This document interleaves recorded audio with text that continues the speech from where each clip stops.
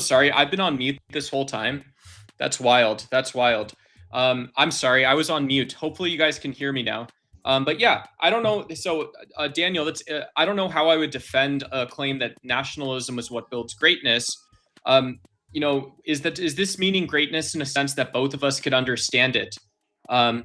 Preserving one's individuality, you say. Oops. Preserving one's individuality.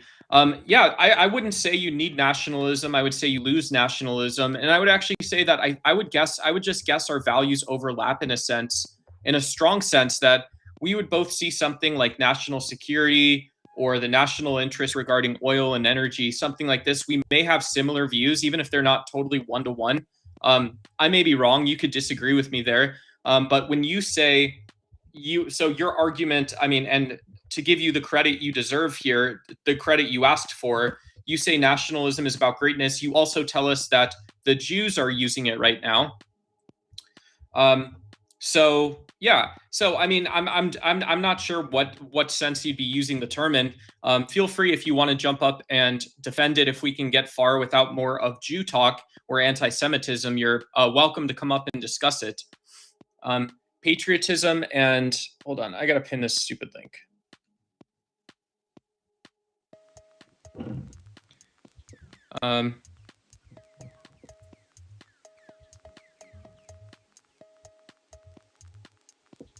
Yeah, the link should be pinned already, actually.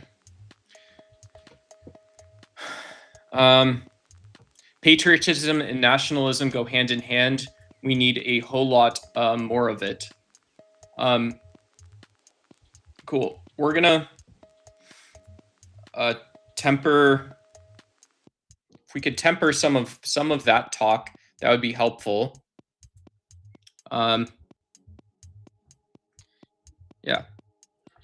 Yeah, I mean, I don't know how you would respond to this idea that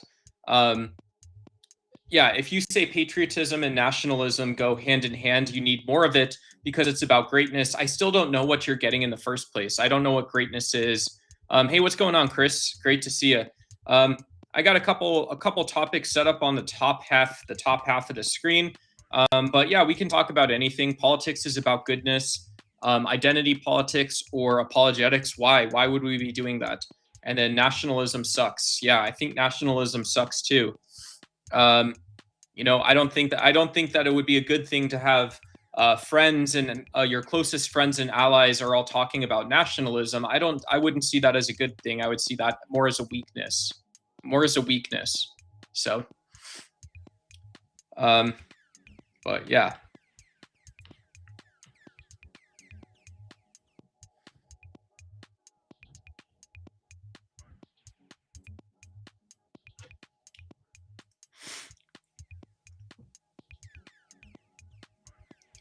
In favor or against, I wouldn't know what. Yeah. I mean, you know, if someone says something's greatness, you know, and you don't tell me what we're measuring or when it's great or for whom, you're not talking to me about if there's like a crystal clear economic way of saying, well, there's haves and have-nots in this situation, or a crystal clear way of saying, well, here's actually what you're buying this stuff with. Hey, what's going on, Panelverse? Great to see you. Yeah, and I apologize to people that the link isn't hyperlinked, but if you want, feel free to click the link, join the show. You guys can come on in. You guys come knocking on my door, knocking on my window. I will let y'all right in. On that. Yeah.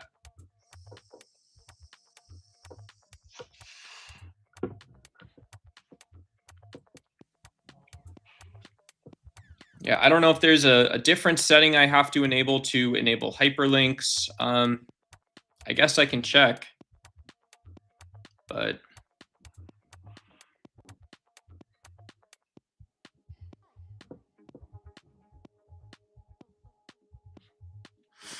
we also have a quiz up. We've got a poll up, so I'll go check that in just a minute too.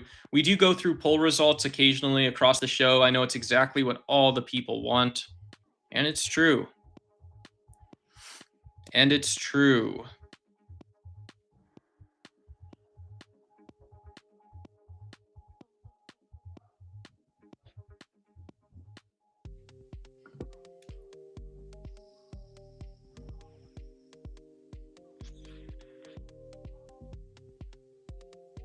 Hmm. Hmm.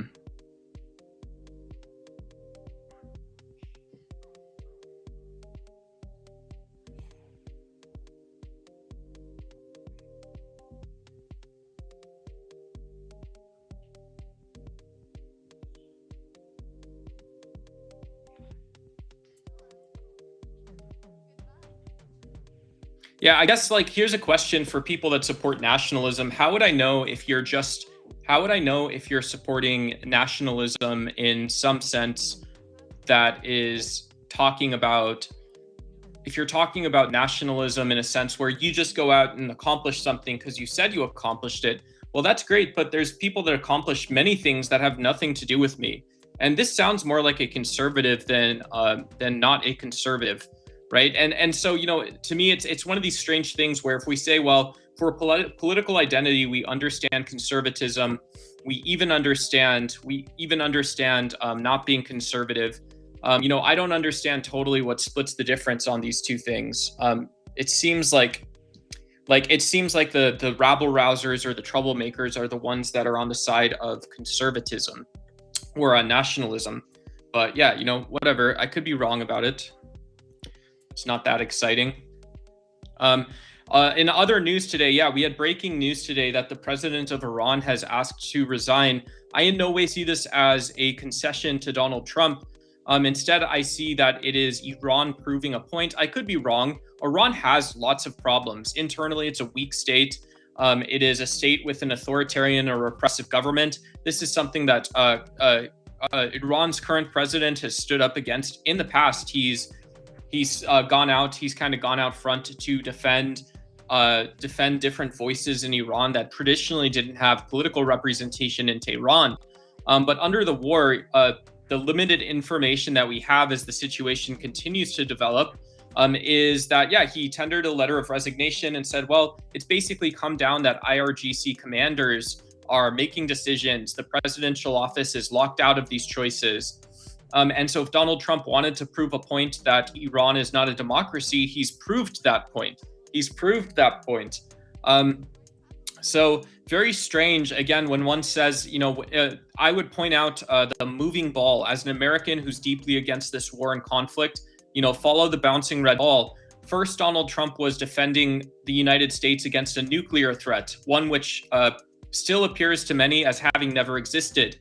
Secondly, Donald Trump was defending Israel and the United States against drone threats, which again, as time has gone on, and as we've seen the usage of these drone capabilities, it is another topic where it appears this was a threat that has not existed.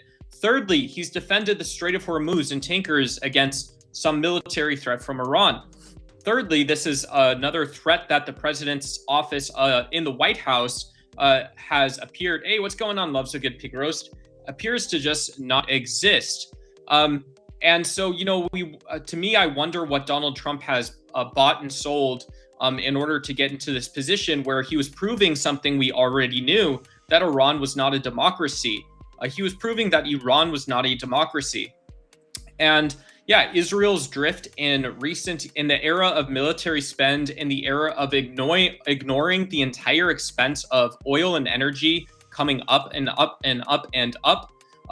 We also see that Israel, a state which traditionally has supported democracy, has shared in many of the same liberal values, has succumbed to whatever. We could start a discussion or debate about this in very educated, erudite circles about regional politics. If you draw a circle around this region of the map in the Middle East, and you say, well, split the difference. Not much more matters in the world other than what's going on with your closest neighbors, your allies, your friends, your enemies, all of this stuff. Not that much actually matters. It seems that Israel has said that if we are a regional power, we can behave like a hegemon. Look at how Russia's behaving in Asia and Europe and Central Eastern Europe. I had a genuine question about what are your sources from where you're getting your info about the war. The last one was a Google search. I don't cover that much stuff that I think needs like deep citations, but yeah. Yeah. I don't know what you're asking me though. Yeah. Genuinely curious. It sounds like a Charlie Kirk question. I'm genuinely curious. Yeah. It never was a liberal state if it's an ethno supremacist state. It's never was a liberal state if it's an ethno supremacist state. Um, okay. Okay. Yeah. Yeah. And so if you can support the view that Israel is an ethno supremacist state, and you can build a world where that's true, and you can do so with no reference to your own identity personally, and you can do so without overly relying on critical interpretations, then this would be correct, right?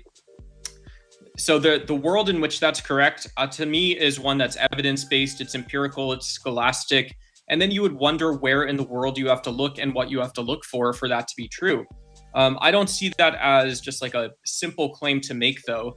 In internet speak, I would say there's if there's a 1% chance that's true, there's a 1% chance that the moon is made of cheese as well. That's generally how a skeptic might approach that type of question or topic. And this isn't saying that Israel is like the good guy or a good guy. It's just wondering how you might approach that topic in the first place.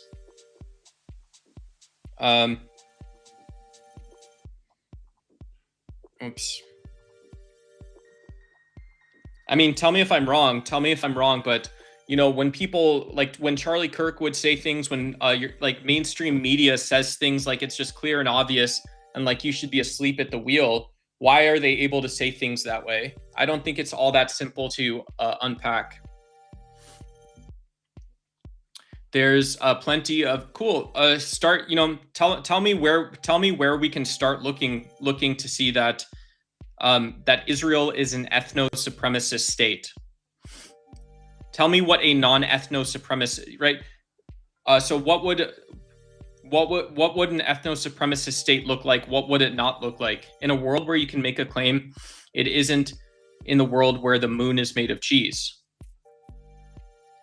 Yes, it is. That's absolutely correct, right? And that's even a position that I think is leaning towards more critical theories, right? The position where you're talking about the moon being made of cheese because you want an all of the world, all of the nature description that, oh, these are a bunch of racists sitting there, right? That's woke. That's not critical. That's not a critical theory. That's like internet weird cult wokeism, right? It's the other side of the coin of Charlie Kirk. It's the exact same other side of the coin. So saying that Israel's violent and things like this, I don't know. It's just is what it is, I guess. But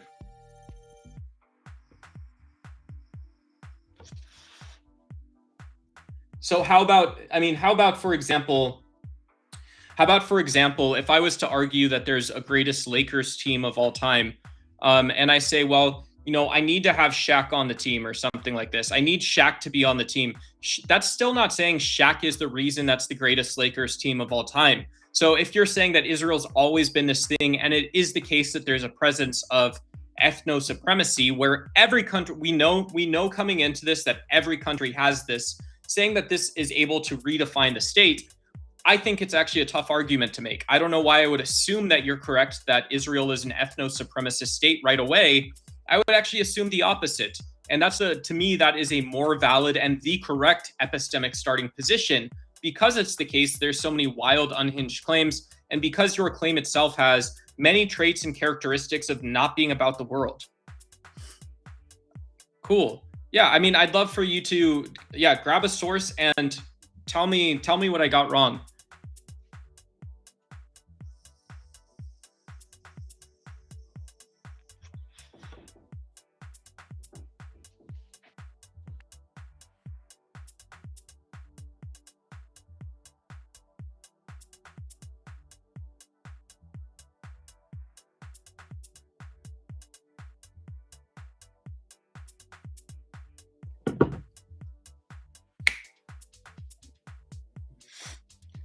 Oh, cool. Yeah. Yeah. I mean, Charlie, it's because the United States has turned into like Al Qaeda, Al Shabaab style extremists, following Charlie Kirk's movement, following MAGA Donald Trump. So Chris, that's the reason I brought it up, is because it's almost comical and funny how the United States has come around at this point in time to like adopt such radical views of U.S. identity, U.S. culture, U.S. politics. It's a step beyond. It's a step beyond. One of the slides we have in the show is called McWorld, which is an old criticism. This criticism came from Sam Huntington, who talked about this breaking of these large rifts, these irreconcilable physical differences between civilizations. And so it's a useful and interesting framing in my point of view. If we give it a little more credence, we would expect that any civilization has this sort of circling the drain sort of feeling about lots of irrational beliefs, identity politics gone astray, and things like this. The statement that Israel has a right to be a Jewish nation is not different than Germany has a right to be an Aryan country. Once you pass laws to enforce that view, you are now no longer a liberal state. Okay, cool. This seems like, I don't know what the point. I don't know where I'm supposed to draw an inference in that from, or where I'm supposed to deduce something from this. If you're talking about a hypothetical Israel in no world, not an actual existing there's not a method or a data or something that clear as day tells me this is the Israel, clear as day, or in some worlds is clear to someone that that's the Israel we're talking about. You're talking about some ambiguous view of Israel that I don't know of. Israel is not independent. Did that guy Kirk a total monster? What makes him so toxic to politics? Yeah, Kirk was a religious extremist, so he was pseudoscientific, anti-scientific. He claimed to be not about identity politics, but what he did was a form of identity politics. Holding these strange views that he was just like, he held himself up as being like just like the guys that stopped the Pennsylvania 9/11 hijackers, or like these Navy SEALs, right? Kirk's right there next to them, defending white women and defending the white race and defending Western values. And so he would say, like, yeah, we have a global, highly meaningful, important task. Make sure people know you'd mark PDFs, like delusional brain dead stuff. Really delusional brain dead stuff. Israel is not independent. I don't know what you would have to, for me to understand what I'm supposed to take from that or what that means. You'd have to expand on that. Saying Israel is not independent to me seems like you have something more to say, but it seems itself that's incomplete. That's not semantic. There's no meaning in it, right? I could say that a sandwich is independent from fries, and that's true, right? Steak pommes frites. The steak is independent from the frites, but I don't know what that. I don't know. I literally don't want to assume what you mean. I wouldn't want to assume what you mean. And, again, something that, yeah, who knows? If you guys are educating me up on contemporary IR theories or something, that's awesome. That's helpful. Yeah. I think one of my biases when we're talking about Israel and Palestine is people love these sweeping definitions, and then they love ignoring the bulk of where money and the bulk of where decisions come from. It's so easy to overmine security dilemmas. It's so easy to overmine things people say in the press. It's so hard to make an actual argument of why states are somehow different from one another. It depends on the USA economy and diplomacy and military. Cool. Yeah, and so you would argue that those things have become leveraged. So that's there's no logic in that, right? If I'm being a strict political scientist or something, I would say there's still no logic. So you say Israel's not independent, and I say, okay, cool. So I assume I can kind of know what that means. But then you say it depends on the U.S. economy and diplomacy and military, and I say, so what, right? So what? McDonald's depends on cows and commercial farming. So, and commercial cow slaughter, right? It's not a vegan restaurant.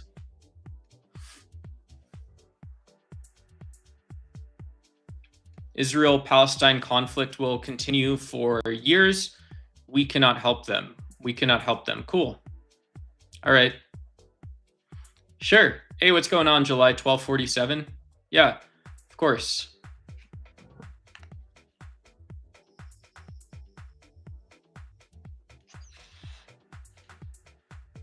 If you want to debate religion, feel free. I left a link down there tonight. So if you guys come into the studio, I'll see a guest joins and we'll put your guys' voice up and all that stuff. Yeah, if you're someone that I know, if somebody that I know is watching Ducks Y, yeah, who knows? We maybe can do split screen or something like that too. If progress is always good, how do we know when progress becomes in decline? Yeah, I don't know. It's a great question, but I would question what it means to, like for me, social development is really important. And so saying that institutions like education, like the criminal justice systems, like seeing the health of civil society around ideologies and philosophies like environmentalism, these are regarding the health of the society and civilization, just from my own view, just from my own beliefs. Refer to the ICJ's finding on the political treatment of those under occupation.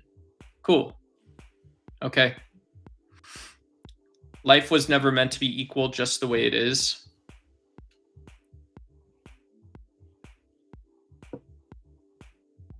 Yeah. Yeah, maybe.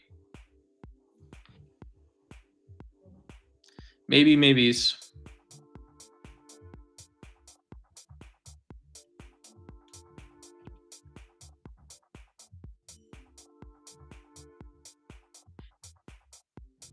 Do we do this like this? How do I do this? It has to be electric purple to show through chat, I believe, like this. Blammo.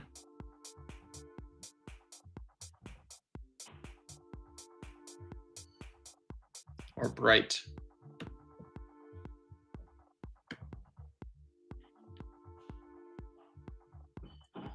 Cool.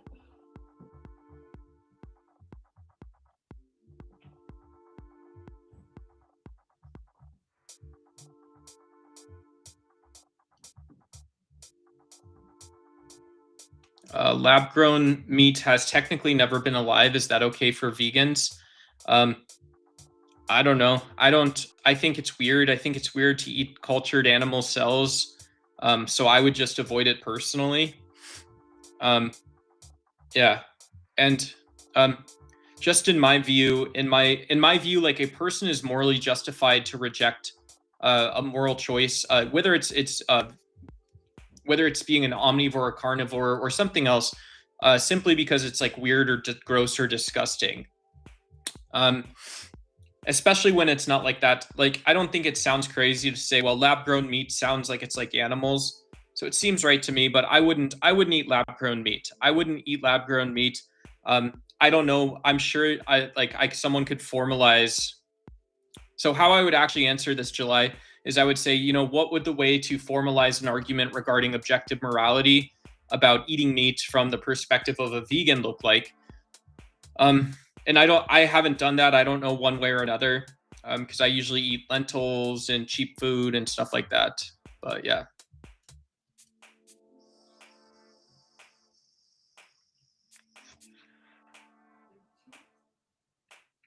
Israel occupies grand swaths of Palestine, and they are not citizens, and they are politically denied access to liberal institutions, denied to them by the occupying government of Israel, while Israelites are... Right. Yeah. I mean, your use of language, I think you would need to justify or explain. If we're having a scholastic conversation, you would need to justify your use of language here, right? On the internet, it sounds what sounds and looks like it's just either haphazard racism or like a non-secular view of Judaism or of Israel. And I could be wrong about this, right? I could be missing something, but in a scholastic sense, your use of language is not justified apparently by what you're saying, and I don't know how to fix that. I don't know how to fix that, right? Saying that Israel's committed war crimes, the shot heard around the world, right? Okay, cool. Hey, Crunchy Biscuits, good to see you. My buddy owns a vape company. His products contain animal matter, and he doesn't tell anyone. Oh, word. Yeah, I've had, there's a company called Corn. There's one of these companies that says like plant-based, or it's served in the vegan section, but it uses egg whites in it. So I've accidentally bought, and there's also Boca Burgers. Boca has this product, or it's Morningstar has this burger called the Griller, the Prime Grillers, and it looks really good. It looks like a McDonald's fast food hamburger in the packaging. So I bought those before, but those also have like an egg binder in them, I believe. And yeah.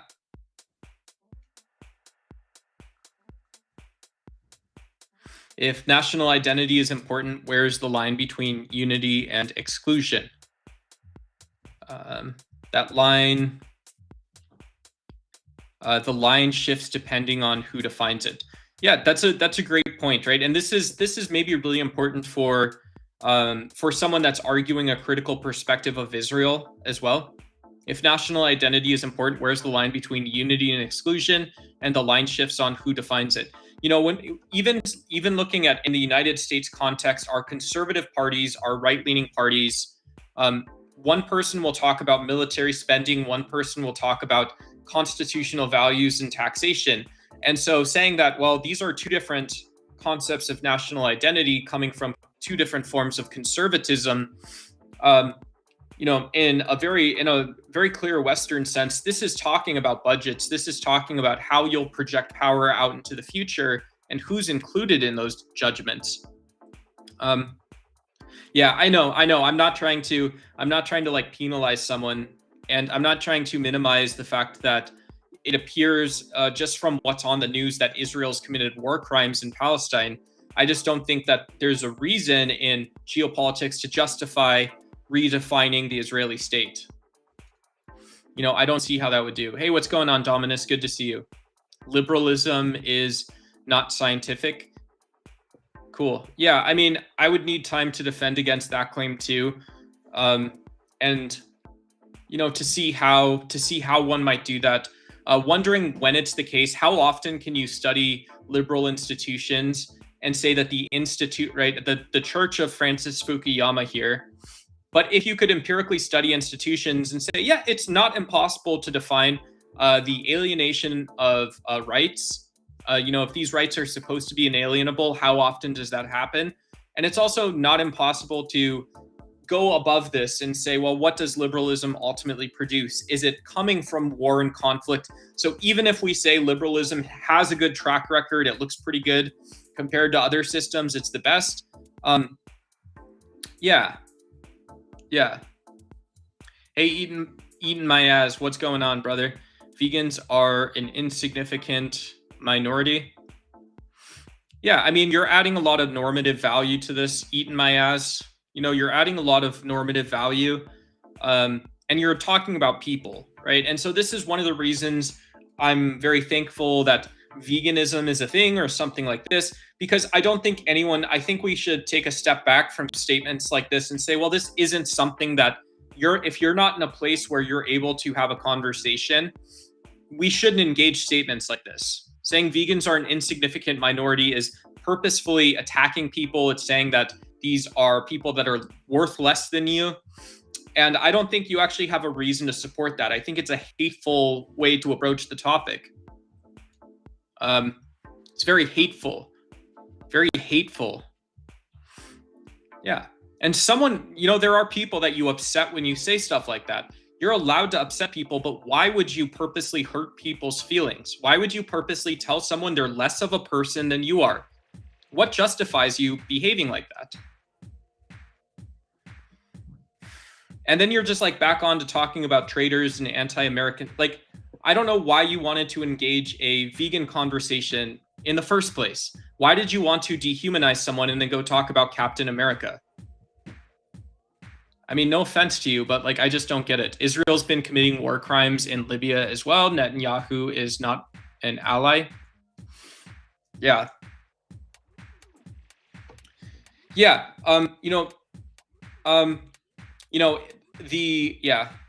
I don't want to comment on it. It's easy to, I think it's easy in conversation to give over too much to people and not, and there's two problems from the perspective of like political science or an evidence-based view. From my American, like I'm very proud, but from a Western education and from an empirical perspective, right? Same empirical perspective is that giving too much over to Trump or Netanyahu. Also, it's not that this isn't a cause. There are worlds where this is a cause, or there's a world where this is a big deal. It's talking about identity politics. It is talking about runaway nationalism that has to be held someplace in the international system. But it's also, we risk losing that this is not the only cause that's acting. And so saying that complexity is a reason we can blame individuals, it works sometimes. It works if you're a voter. It works if you want to oppose people who fund violence, who ask you to fund violence. It doesn't work to me in as a method to sort of remain educated.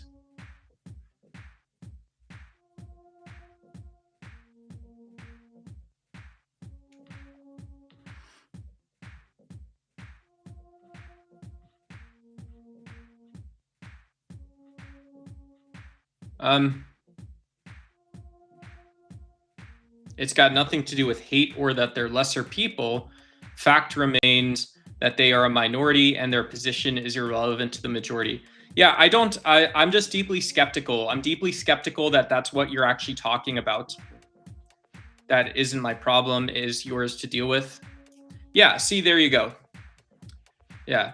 I really hope, since you decided to be abusive, since you're an abuser and you're an abusive person, I sincerely hope I never see a single one of your accounts ever again. Really, honestly. I hope I never do. I really hope I never have to interact with you ever again. Yeah. Yeah. Wow.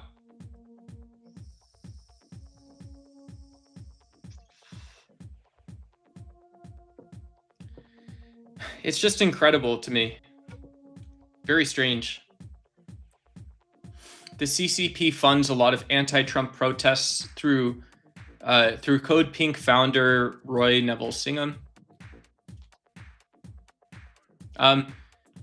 Okay.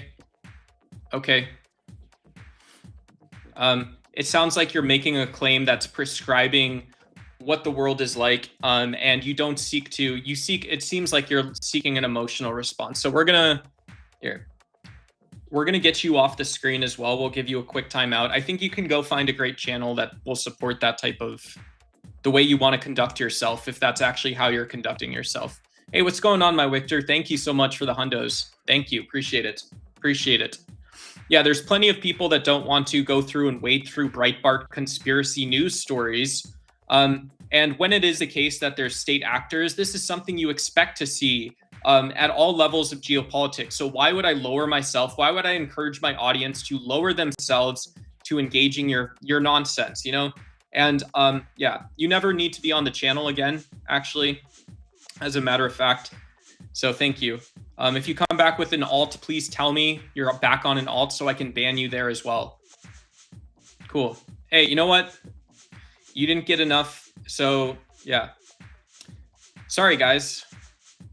I'm not saying that I'm above criticism, but this is nonsense, right? This isn't Reddit. This isn't meant to be a space where you can just be literally celebrate cruelty. You can go and try and like sort out who in chat wants to go abuse people, who else is happy being an abusive person, who else is happy using abuser logic once they get called out for it.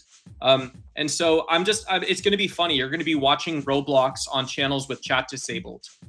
I mean, it's just hilarious to me. What? It's none of your business. It's none of your business. You're not a mod on the channel.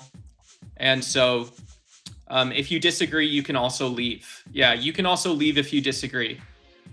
Yeah. Apologies if that's not what you expected, but that's what it is. So yeah. Adios. And tell me, yeah, if I block you and ban you on the channel, tell me which alts are yours. So when you come back with them, I can ban those as well. I don't want you, the person. I never want to interact with you, the person. And I would never say that, like, yeah, hey, we met this person and they came on the channel and they were abusing other people. They were abusing moderators. They were abusing me. And I signed off on them coming back and engaging with you. So that's why we do that, guys. I have to abide by TOS if I think you guys are violating TOS. Or if you're violating the channel rules. In either case, I have the right to ban you off the channel. So, and it's nothing about you personally, it's the conduct and the behavior. But I am saying I personally hope that I don't have to interact with someone who thinks it's okay to, oh, you want drugs,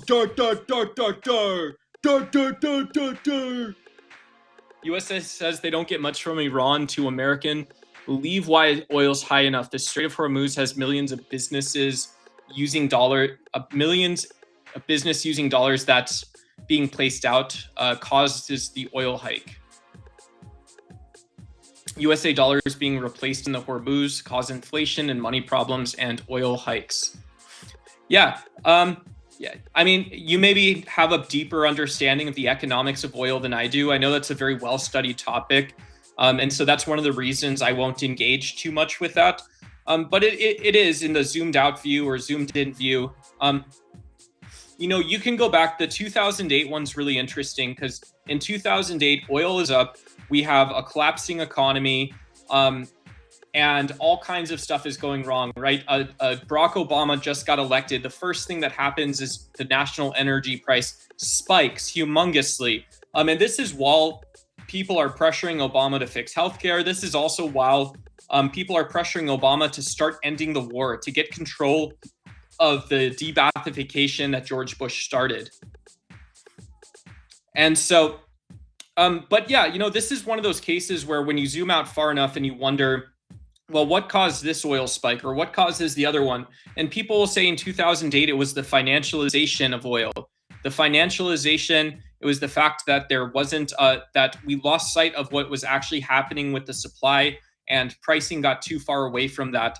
And it wasn't petrodollars. It was about Wall Street banks investing. But then you run into the same problem again, or you look back in time and it was because of this geopolitical action, this one or the other one. And it's never just the case that it's because we're pumping millions of barrels of oil out of the ground every single day and burning millions of barrels of oil every single day. And that's an absurd, wasteful system. It's a one-time use product that has externalities which we pay for with our politics.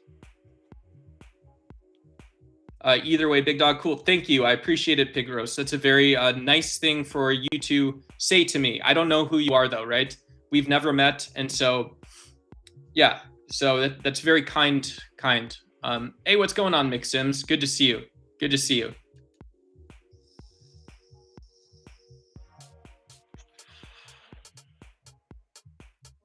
Right. The same shift in the USA, man. I'm just annoying how so much, sadly, all we have to do is follow the lying world that made you. You are right.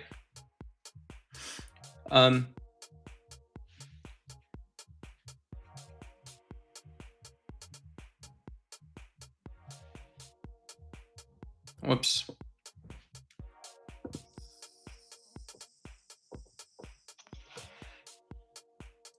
We've been energy stable from 2023. We were exporting more oil than we imported. We pumped more than we used. That hasn't changed. We need off the gross stuff forever. Right. Yeah. I mean, yeah. But I don't know what system you're talking about. So you invest in refinement. You invest in. You can invest in more Keystone pipelines, whatever it is. And so you can invest to get ahead of problems that don't exist today, and you can invest to solve for demand today, and you can learn to make sure that those problems don't reemerge and get better at doing that. But then you still live in a world where it's a deeply politicized good. It's a deeply politicized good. So I'm not meaning to disagree absolutely, but I am meaning to say I don't know what world exists in like a vision or a where it came from sense, a world where a world where literally we supported conceptions of slavery around energy, around industrial uses, and we still do the same thing. We supported colonialism. We supported less preferable, less desirable forms of liberal identity because of energy and oil. And this isn't new. So I don't know what world exists where the gross stuff goes away, the problems, the greed, the selfishness, and we are somehow left with just a nice, perfect, clean planet. But where does that pragmatism exist? Where does the actual pragmatism that's talking about some semblance of truth, some semblance of learning something, where does learning something exist in that type of system? I don't see it as actually existing. I don't mean to be up on my pulpit and talking over you, but I'm skeptical, right? Tell me the number. Tell me the number. $10 trillion a year. Tell me the number. Tell me that that's going to be not going to be $15 trillion a year we're spending on oil and militaries by the time our kids are in high school. Tell me that number, 15 trillion. Make sure I understand that you counted it, that you can multiply it, and then say the same exact thing back to me. Say the same exact thing back to me, because I don't think you can. I don't think we can say that that there's fixable problems in the system, and I don't think that when we look at the people that are currently in Washington talking about developing solutions, they're not talking about fixable problems. They're talking about fixable perceptions. It's absolutely mind-boggling, and it's frustrating.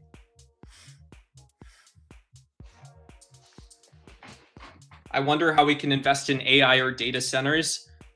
The stock market. OpenAI and NVIDIA are your access to the network economy, the graph of AI. Yeah. Invest in Hobby Lobby and Subway as well, right? Hobby Lobby, Subway. Invest in Chipotle. Invest in premium neighborhoods. Real estate, yeah. The point of a republic is you can't vote people's rights away. That's why we are not a democracy. What's going on, Buckeye? Yeah, I mean, I don't know if I agree with that entirely. I don't know if I would agree with that entirely. Yeah, I don't know that. I could be wrong. But I think maybe there's a cultural. I don't know if there's a cultural or a methodological or language barrier. It's just YouTube chat. It's YouTube chat, but that doesn't really read as coherent to me. I don't know who would say that voting people's rights away is a sort of a core or present threat in a republic. Why would it be? Why would that be, of mechanisms in which the republic can fail? Why is that one up there? Why is that up there?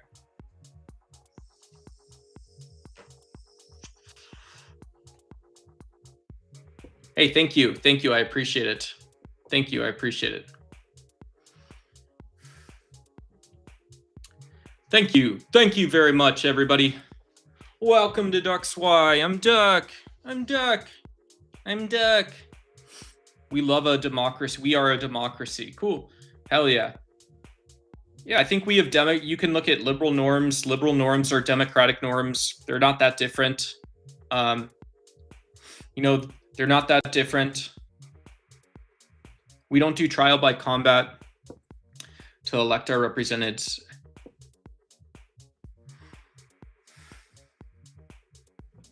Solar highways. I haven't heard of solar highways. Yeah, I haven't heard of solar highways.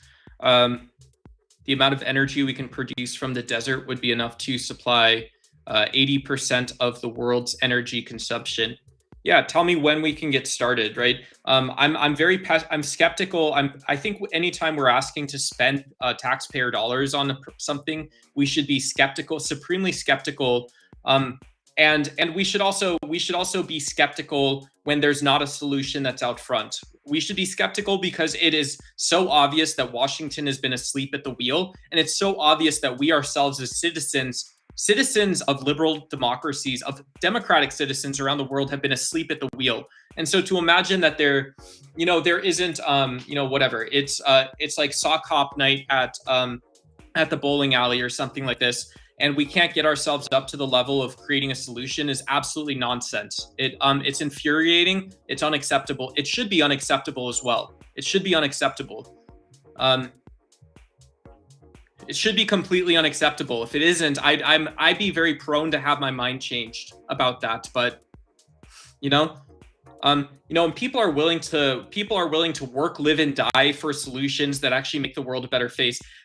There's actually a self-sacrificial mindset, I think, that exists in people that are ardent about seeing the world change and ardent about protecting the future for our own children, irrespective of the fairness of that schema, right? The fairness of it. And so to say that it's like hot girl summer or something, and we just happen to skip over like our material science classes where it's hot girl summer, and we skipped out the fact that we share many of the same problems as places like China, where rural areas are getting the best technocratic solutions possible. And by and large, it's like, who gives a fuck, right? Nobody actually cares about this. If we don't see something usable that comes back out, if we don't understand a long-term path, then this just ultimately would have to be contextualized in the long pile of expedient bullshit no one cares about. So, it's cool. I'd love to learn more about that. But where I am in my life, I'm not thinking about solar highways. I'm not that well educated. I'd rather have Melinda Gates or someone give me $1 million so I can stop doing YouTube. Just kidding. I love you guys. I love being here. Hey, what's going on, Texas Jane? Why are you pushing vegan on anyone? It sounds like you have a piece of bacon stuck in your brain, Texas Jane. Hate to be honest with you. I don't know what's wrong with you. You're going to gaslight me. You can get off the channel, which sucks, but bye. You don't need to be here. Yeah, get off the channel. And get out of my chat back here, too. That was a really tough one. Wow. Wow.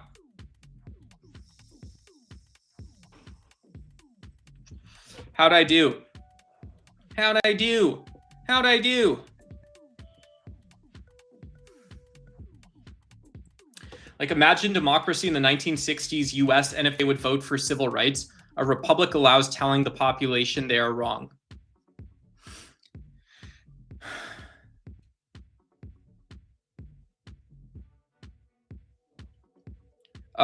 Yeah, it is, but you're thinking in very binary terms. You're thinking in very binary terms, and you're leaving sort of the solution in there.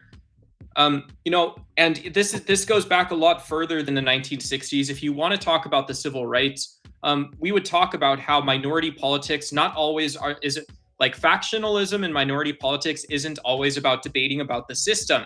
This is something Donald Trump has failed to achieve. And I said in a video 2 days ago, 2 or 3 days, I posted a short and said Donald Trump's violated Federalist number 10. Federalist number 10 tells us about history. It is predictive in the sense that if we give James Madison and Alexander Hamilton a little credit, we can look forward and say, well, look, the development of education, the development of desegregation policies, the development of more inclusive and expanding citizenship in LGBTQIA plus and civil rights movements, these things often lived in places that were not about aggregate change in the political process. So it's clear as day to a lot of people that yes, change does mean that your constitution is recognized as granting full citizenship. That is what the end of that looks like, is you're protected by the federal constitution. But the beginning and throughout, and as time goes on, preserving senses of liberty and preserving whatever positive guarantees are offered by law and policy, these things live a lot of places that aren't about, they're maybe about electing a politician once or every decade or so, but they're not always. Sometimes it's just about getting out there, shaking hands, kissing babies, all this kind of stuff. And so, democracy or republic, I think both are great, right? But just to make sure that I would clarify that you understand that conversation goes back, that is a conversation that doesn't exist that well in the present era. If you're asking to learn political thought or political philosophy, both are good. Political thought offers a lot of more presentist, some would say, considerations. It also maybe solves theoretical problems that that are more fine-grained or more culturally or historically specific, more specific than what political philosophy is often concerned with, even though there is overlap. But yeah, take a class on political thought, take a class on political philosophy, retune your algorithm so you get more of that stuff. Those are great topics to explore. Those are great topics. This guy sounds like yeah, that's a really abusive thing to say.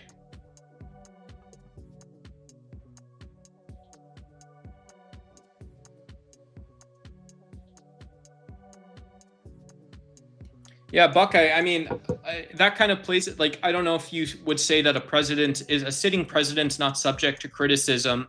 I don't know what world you're in. And you're not just saying that, right? You're calling people the R slur. You're calling people the R slur.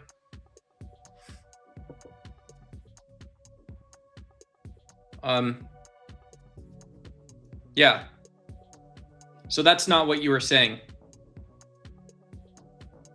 Yeah, and you're being honest finally. So if what you actually wanted to say at the end of it, and you're off the channel now, by the way, but if what you actually wanted to say at the beginning,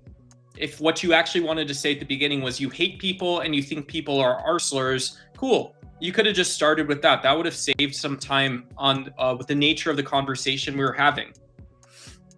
Right? If I'm not saying that on YouTube we have to have like a high quality discourse, but why wouldn't you like to know that? Yeah, if you had a professor in school, if you paid for college, let's just say you were paying $1,200 per credit hour for college, and you had a professor and you learned at the end of it that they were a BDSM sadomasochist furry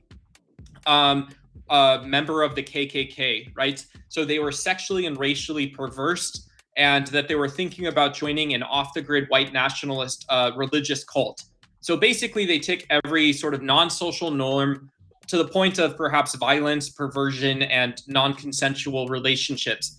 Wouldn't you go back and wonder why you paid for that course? And so this is a banana for scale, showing that the upper end of spending our time and resources discussing things with people does have a limit, right? There isn't while there's a principle of universal free speech is good, there's not a principle that means that you have to sit by and listen to that person. And I think the example of a BDSM sadomasochist, cult leader, abuser, racist, political extremist, furry political science professor that you paid $1,200 a month for this person to teach you, $1,200 a credit, is not that far away from getting to the end of a conversation and that person telling you, well, I just hated this person. I just hate people, and I like to call them names. I like to degrade them in front of others and be celebrated for it. They really still feeding the ice machine, hot, cold, lukewarm, left, right paradigm foolishness. I can't even hear. I have sounds off. Cool. Okay. Yeah. If you're apolitical, that's awesome. That's cool.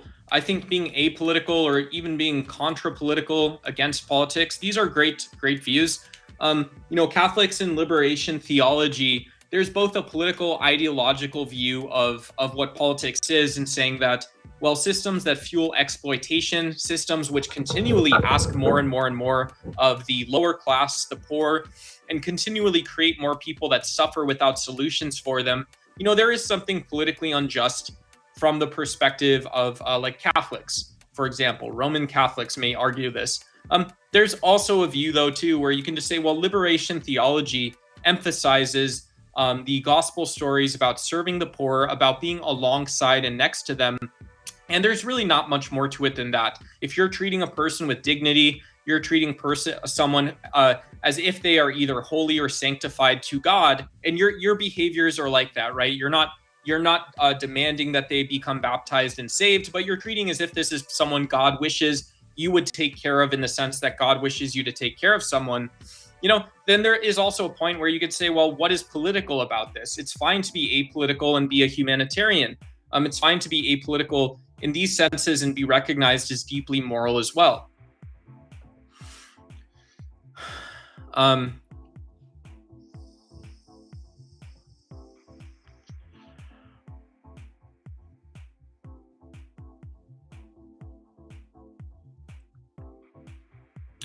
you ever been on other people's podcasts? I'm not an island, right? I have friends with bigger channels than me.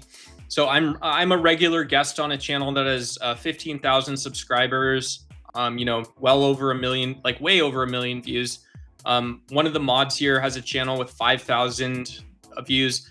I hang out on a Discord. My buddy Travis, he's got a big channel. I don't know if you guys have been to Pangburn, but you guys can go watch. He's made a lot of events that you guys can go watch. Really good physics conversations, really good philosophy conversations. And so, yeah, I'm familiar with what other people work on and what they try to put out for their audiences, but I haven't done podcasts. I haven't done podcasts specifically. Yeah, I have not.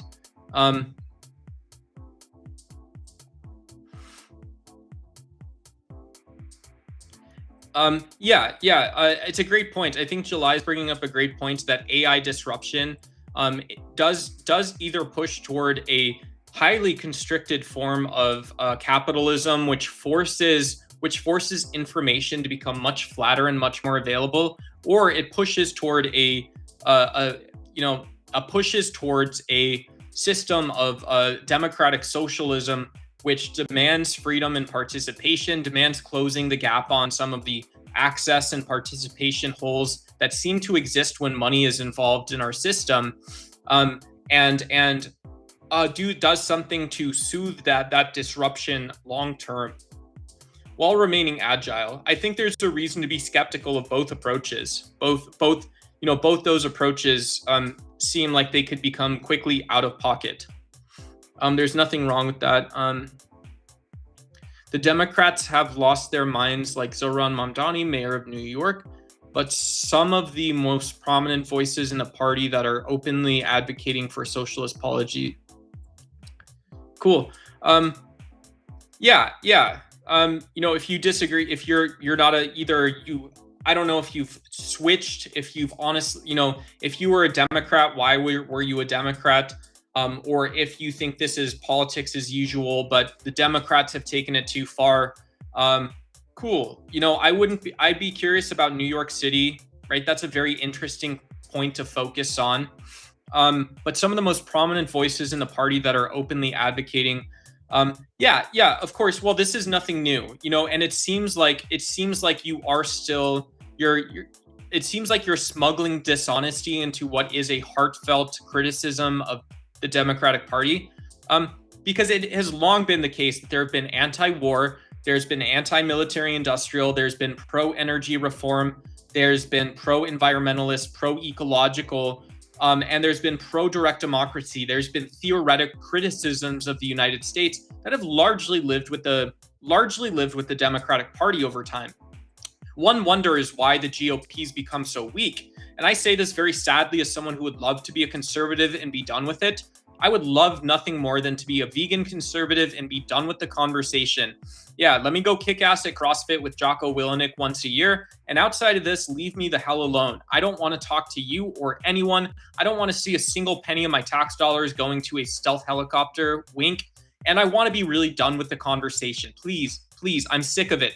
But that's not the case. The case is that the Democrats have always had to deal with the Green Party, Ralph Nader. We've always had to, quote, deal with inequity existing in the welfare system, in the social safety nets and welfare programs. We'd have to deal with, quote, inequity. We've had to, quote, deal with problems in capitalism and pressures inside of our own party.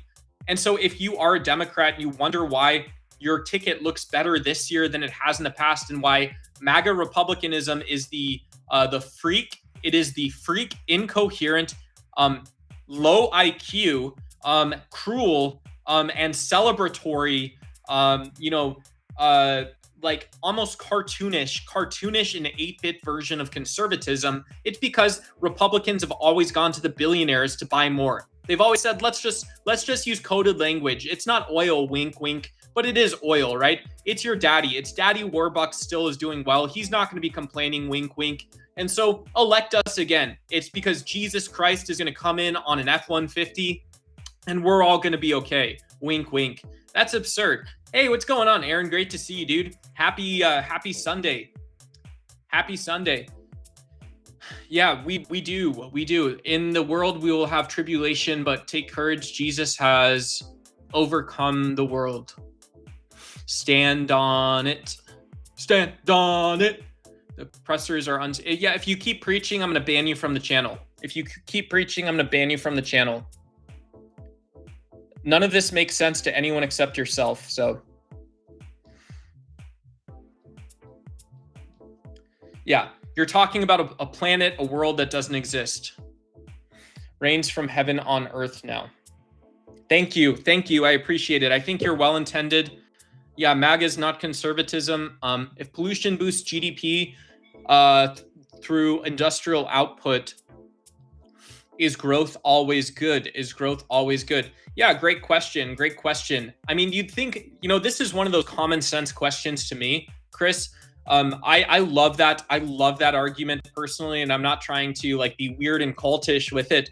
But it's like, yeah, do you know what kind of asshole sees what it actually takes to go build something and then keeps building it when they're unhappy seeing it, right? Why are oil companies carpenters at the end of the day? Are oil companies carpenters at the end of the day? Is Uncle Sam a carpenter at the end of the day? They can see how much they bought and how much they're wasting. They can see what the customer says about all of it. And that's how much they charge the customer then. And yeah, this isn't meant to be anti-American rhetoric. It's meant to be pro-American. It's meant to be patriotic, that we can act efficiently. But the person who sees waste, who sees that they're killing other living beings, that they're creating torturous, suffering-oriented arguments, and part of your job is to lobby to cover that up. It's insane. It's insane to think that this is the sort of splitting the difference world that we've come to live in. Hey, what's going on, Bobby? Good to see you. Happy Sunday. Happy Sunday. Money is a heck of a drug. Yeah, it is. Yes, it is. Yes, it is, right? There's no need for us to become extremists, but there's a good reason, right? This is the weird accusations that these are somehow extreme views, and it's absolutely not. In your own life, if it took you, if you had to use 10 avocados and 5 tomatoes to make a single serving of avocados, of guacamole, you would think this is insane. You would think it's insane to use this much avocados and tomatoes to make one serving of guacamole. And yet this is what, in some sense, military and energy expense is like. It's like we're using 5, 10, 15, 20, 30 times as much as we need in order to produce just the one thing that we actually have to have.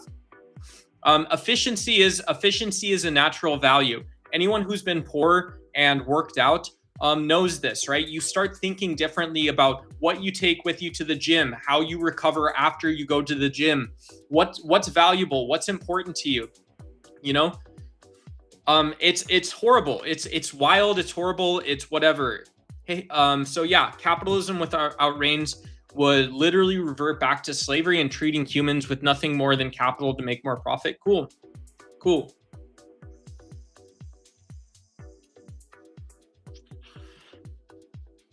Yeah. Having worked in a system of capital, you can learn a lot. You learn a lot how to think about big problems as well. But you never get your feet back. Some people would say, well, where do your feet come from? And so I think it takes balance to criticize it, just to, and I'm the boring guy, right? Duck is always going to be the boring guy who tries to avoid identity politics, in some sense, tries to avoid the hard conversations. But yeah, get a corporate job. If you can work at a big company, if you can work at a corporate, go do it.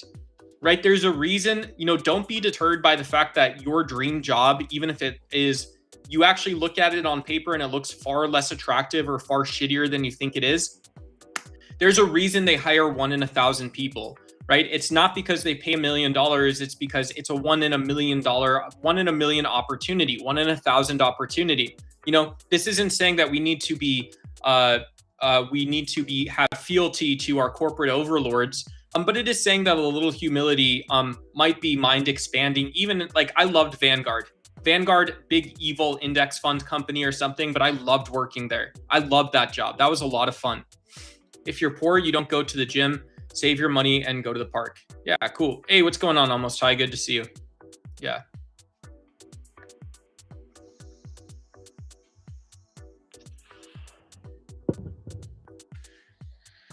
Oh, if citizens obey laws only because of punishment, they're moral or merely compliant. I don't know. Do you think overpopulation is a problem or just factoring in rising costs? Yeah, I mean, when 25-cent wing day, when you say, well, chicken wing day at the wing place, it no longer feels like effing some buff dudes or hot chicks in their ditties. It no longer feels like Diddy Chicken Wing Tuesday or something like that. Then yeah, I mean, someone's going to blame the variable of population. But why is that the case, right? Is that true? Is that true if 10 people are around a dirty pond? If there is still water that's not safe to drink and 10 people are around a pond, do you have overpopulation? Who knows, right? Someone can blame it on overpopulation then too. And those situations may be just like one another. Those situations may look and feel exactly like one another. Hey, what's going on, Arcade Pilot? Hey, great to see you. Yeah, hopefully you're doing well, dude. Hopefully you're doing well. Wave, wave, wave. Clap, clap, clap. Hello, hello, hello. Yeah, it's been a little while. It's been a little while from since we've talked. I disregard laws. I disagree with Chris Max. Yeah. Yep.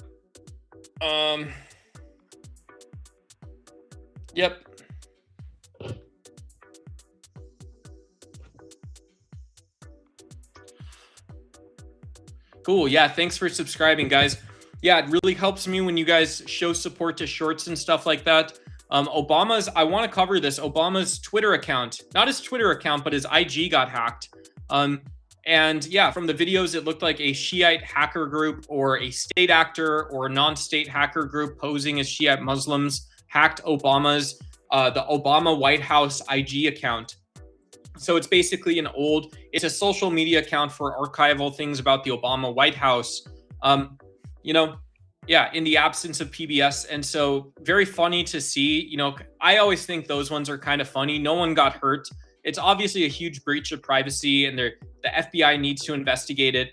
But in a world where we're spending millions of dollars on conflict and somebody just hacks a Twitter account, versus the president posting an AI generated racist meme about Obama, two people who have already supported white nationalism in the US, these forms of nonviolent protest, even if they are illegal to me, right? It's basically civil disobedience.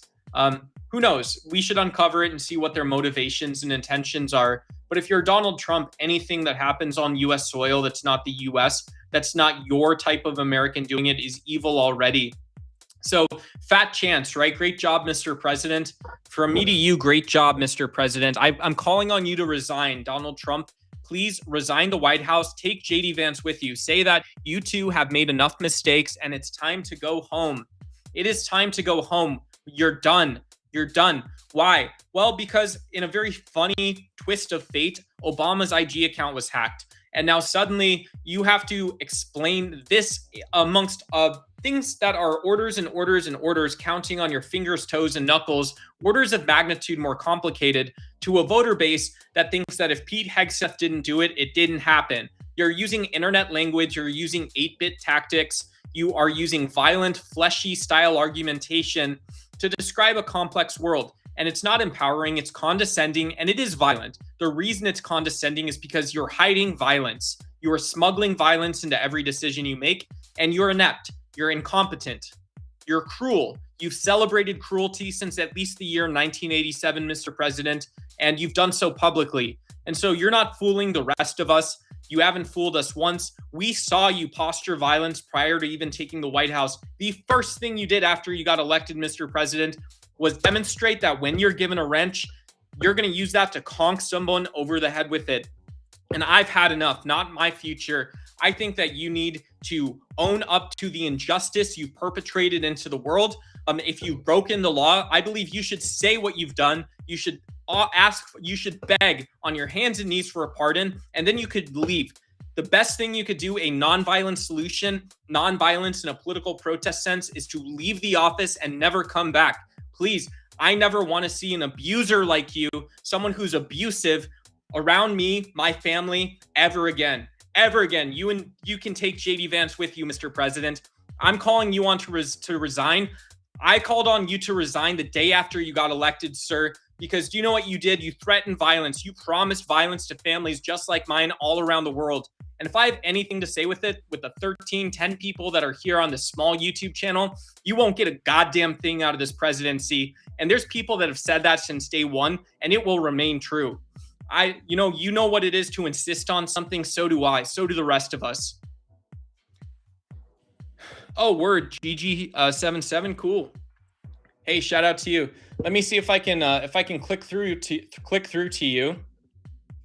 I can see about offering a subscription. Yeah, you've got 15 subscribers. Victor from Brooklyn, New York. Hell yeah, brother. Oh, cool. You're doing like IRL stuff. That's awesome, man. That's awesome. That's cool. Yeah, I mean, I'd love to see the crossover between like the arcade machines you got and stuff, because I've seen you up on panel only once or twice, but I've seen you up there, so it'd be cool to see what you've got going on those sides. Yeah. If anybody wants to donate to the channel too, this is the last day of the month for me, so this is the last day of the month. It doesn't matter that much. I'll let it tap. I'll help it, man. Cool. I don't know what that means necessarily, but yeah, we've got volunteers, folks that want to help. Cool. I don't know what for, but yeah. Man.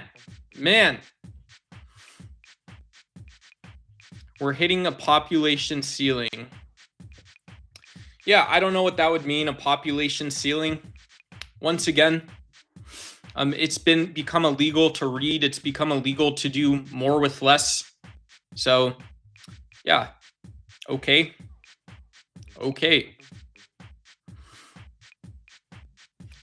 Hell yeah. Yeah. I want to see GG on panels. That's it. Get Arcade Pilot out of here. Yeah. Fucking, pussyfooting around these bullshit panelverse universe. No, it's okay, man. I'd love to see you up there. It's cool. I got to go visit. I got to go say what's up to the Talcott folks soon. Not because I have to, but because I get to. Yeah, I love Jack. Jack's such a nice guy. He's been beating the same drum, and it's a good drum to be beaten, man. Jack is one of our shared friends. He's part of Veterans for Peace.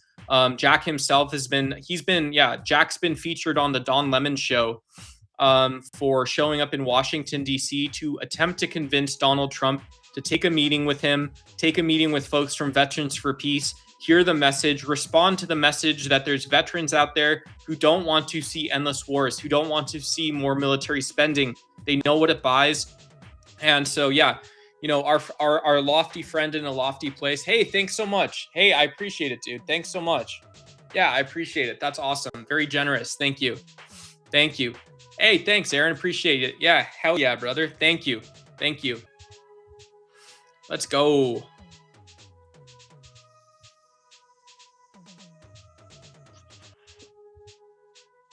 Appreciate it. Oops.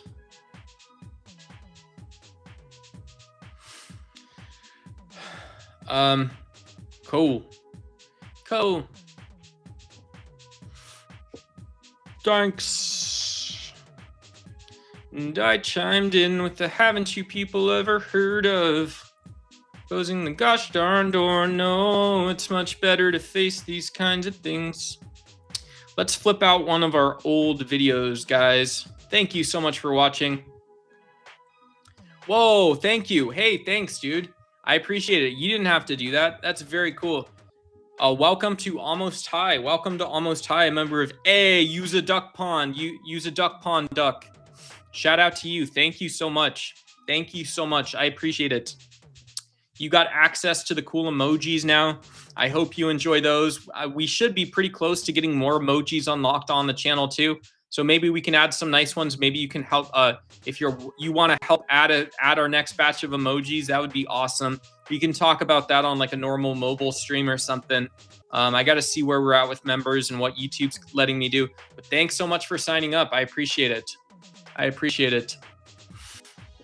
Do we get member cards? Yeah.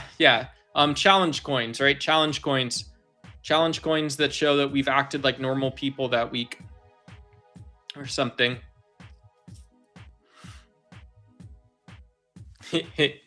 Yeah, cool.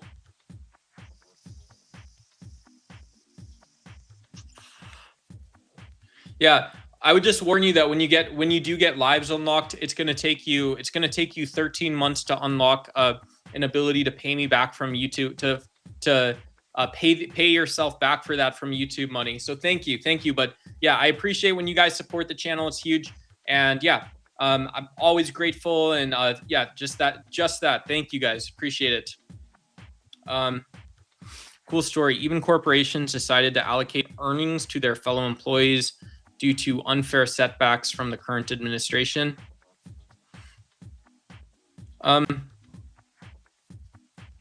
Yeah, I mean, I think like cooperative models where you either have a profit share, profit share is awesome, and employee stock ownership is really cool.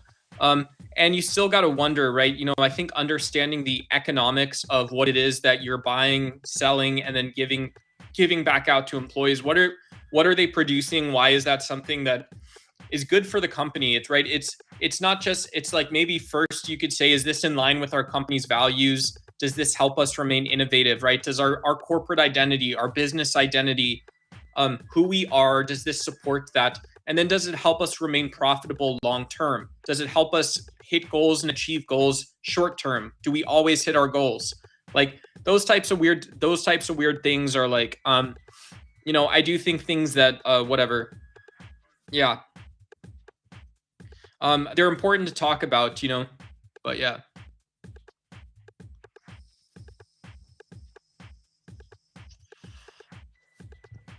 Yeah, it is cool. It is cool. Yeah. If you guys want to hype the stream, it's very easy to buy. You know, you can use as little as 99 cents to support me, support your favorite creators, using the YouTube gift function. There's cool ones too that pop up on screen. Other little gems and gifts and stuff. But yeah, memberships are great. Memberships are recurring every month. And so those help me a ton. And yeah, so just depends on, yeah, but yeah, I do like the memberships. Thank you. And hopefully, hopefully you enjoy the emojis and stuff too, because I put a ton of time and effort into those. Put so much time and effort into those. I'm just kidding. Hey, thank you. Thanks for the hundos. Hype the stream.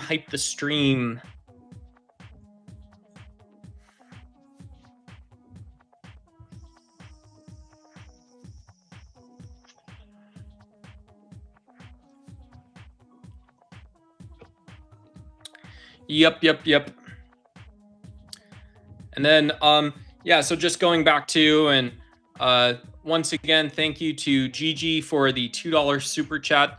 Yeah, $1, $2, $5 super chats, you know, across the week, across the month, across the next couple months. Those help a ton. So thank you guys so much. Thank you so much. Yeah, super chats are, and you get to introduce a topic or just say thanks. So thank you for that. And then also, again, shout out to Almost High. You guys can check the membership options if you guys want to check our memberships.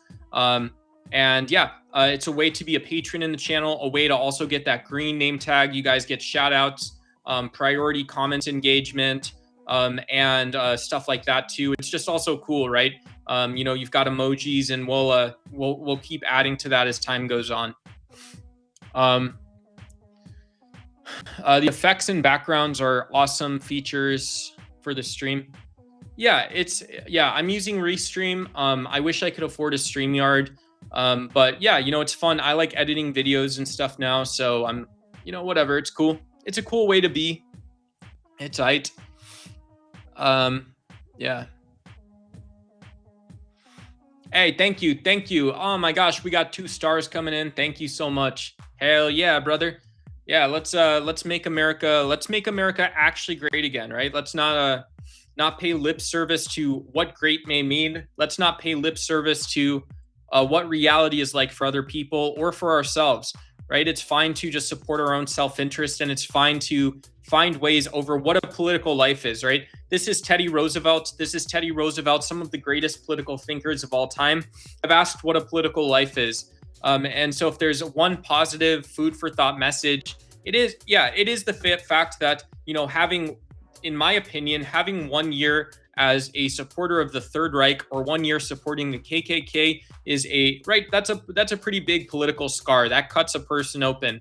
In my opinion, it's something that is difficult to imagine, but to be an agent of change, to support environmental values, to support transparency in Washington, to support better politics at the local level, to support environmentalism. Sometimes this is just about being where you are. Sometimes it's just about being where you are and not trying to do too much. The form of having a political life, being honest and representing your self-interest, not trying to spread someone else's ideology because they've told you to. These are also really important. Is that a disco duck? Yeah, that's the Friday night party duck. That's the Friday night party duck. So I might get some, at some point I might get like a light purple, like RGB facey lamp for regular streams and light some stuff up. And the whole point would be that if I go back to like kind of this view, have some sort of lights or engaging stuff. Like right now, it's obviously nothing's gonna help this situation. Actually, right? Who cares? It doesn't matter how you feel or what people say about you. What matters is how you're actually perceived in these strange circles. And so Disco Duck is for like those Friday night style streams that are, who knows, maybe in the next 12 months we'll do more of those, but that's what I'm trying to do. Yeah.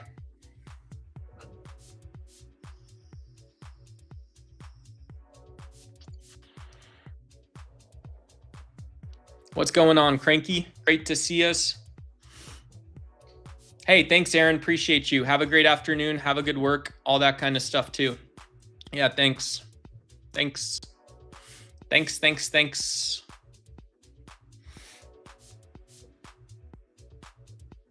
Thanks, thanks, thanks. Good to see you. Hey, what's going on, Billy Bob? We got Billy Bob. We got Gigi. Oh, shoot. Hey, what's going on, Bo Hunt, Australia? Great to see you. Yeah, great to see you. Dan Blazarian. Man. Yeah, you're a gambler. Hey, what's going on, Neva Under Pressure? Good to see you. Hello to you. Hello to you. Blamos.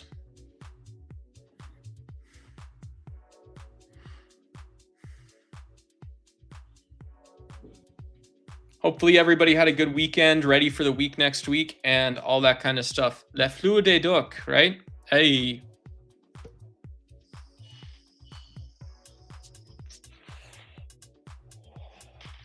I love the La fleur des ducs. That's one of my favorite. These are our ducks, the art series emojis, guys. That's one of the benefits you guys get with being a member, is you guys get the special emojis for Ducks Y. So when we're here, we're talking, we're attempting at some point, we get more over the next couple weeks or months. You guys tune in a couple times, hit the bell if we're one of your top 5 subscriptions, top 10 subscriptions. When we go live, you want to join us for philosophy, for political thought. You want to join us for informed and educational debates in chat. You guys want to hop on panel, defend your beliefs. Sorry, it should be linking, but it's not. Hey, thanks so much for the hundos. Thank you so much. Appreciate it.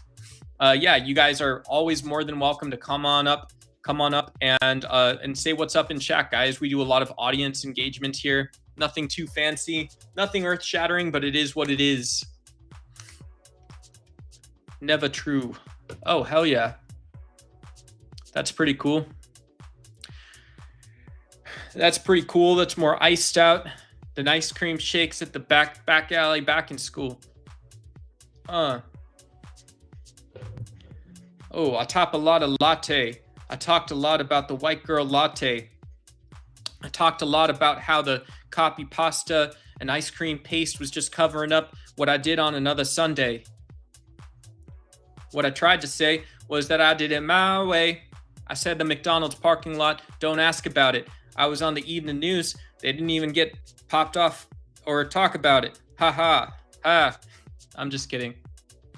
Am I vegan? Yeah, Mr. Snipe Hand. I am vegan. Yeah, I'm a vegan guy.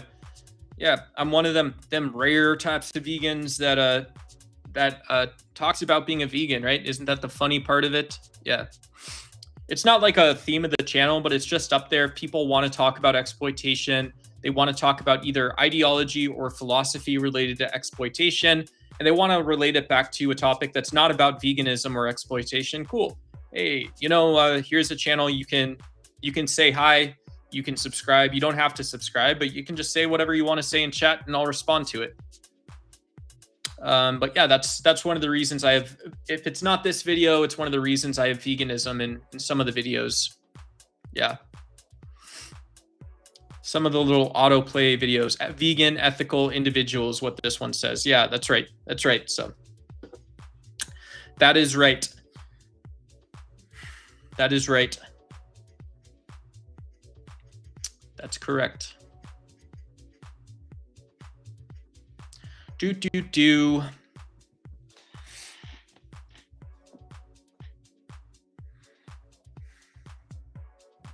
right, guys. What a fun stream, guys. It's my 9 p.m. It's not that late. But I am thinking it's maybe about time to wrap up the stream. Let's see.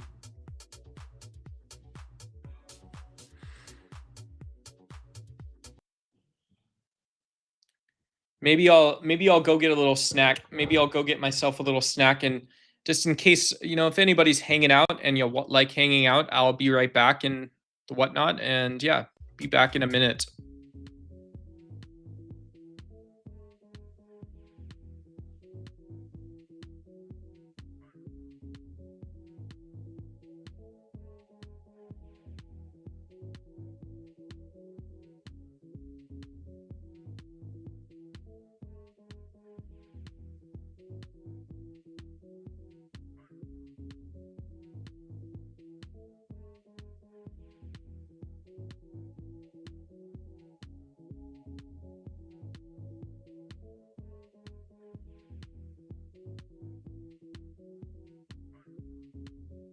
All right, I'll come back. We'll do, let me go make a bowl of food and then I'll be back. Not that I need it, but I want it, so I'll be back.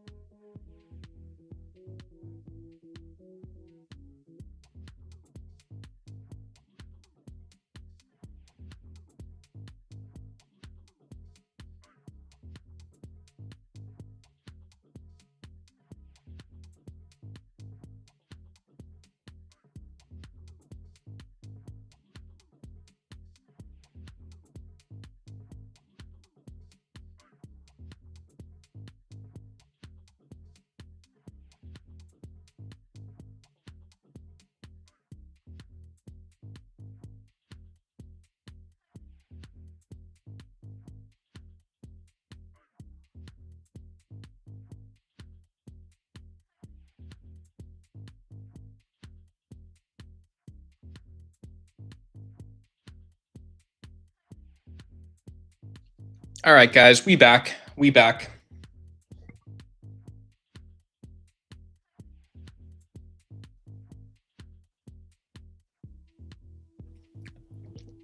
guys want to see? You gonna want to see some vegan MRE limp chop, freaking frog licking.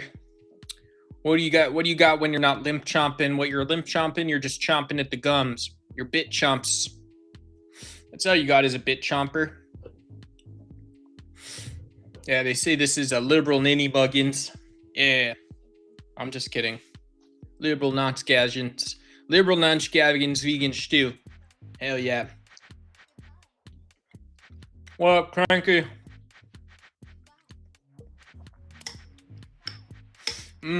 That's how we eat. Yeah, you say walaikum. I say George Washington walaikum beef stew.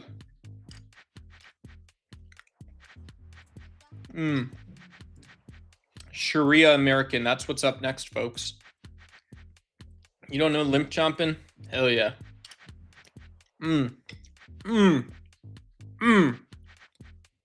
Hell yeah. Boy, that hurts. I'll tell you what, I didn't do anything, but that hurts. Hell yeah. Limp chomp. Gurklocking vegan chew.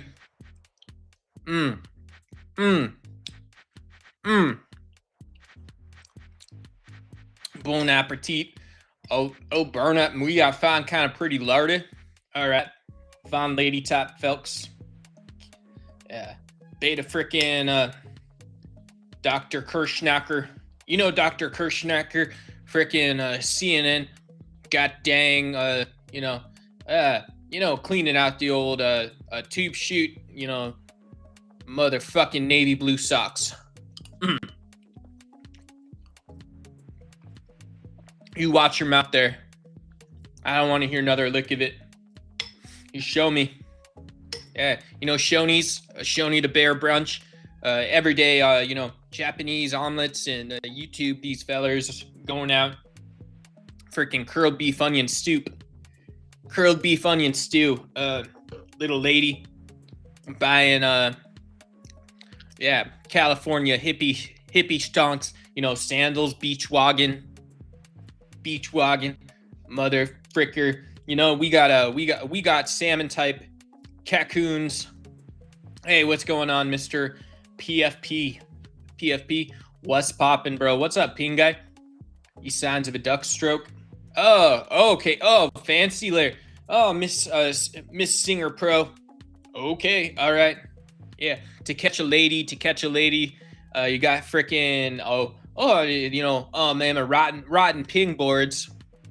Yeah, show me them heirloom tomatoes. Oh, fancy farm to table. What? Right out of my side of the woods. Hell yeah, brother. Yeah, you never four-bore stroke it. You gotta come up, Dak nicking. What's going on? Person without a robot. Ay. ¿Qué onda, sque? Pablo Escobar. Yes, Pablo Escobar. Vegan beef stew. Pablo Escobar. Yeah, picking out shinny muggins. Speaking of shinny muggins, Al Shimtex coming on down. Wall Street, big time Wall Street banker. Al Shimtex. Oh, let me dance around looking at my jet airplane engine. He's gonna tell them boys. Hell yeah. Getting all working up about it.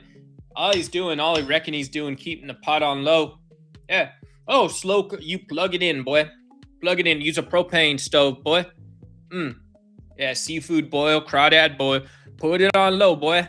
Put it on low. Nah. He's going through talking about oil companies. Oh, what up? Thank you so much. I appreciate it. Thanks for the flow state. Thank you so much.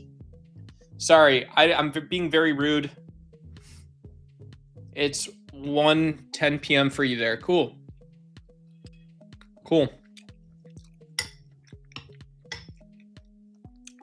Nice. I got 9:10. I'll put down the soup. Nobody told you to eat soup. Put down the soup.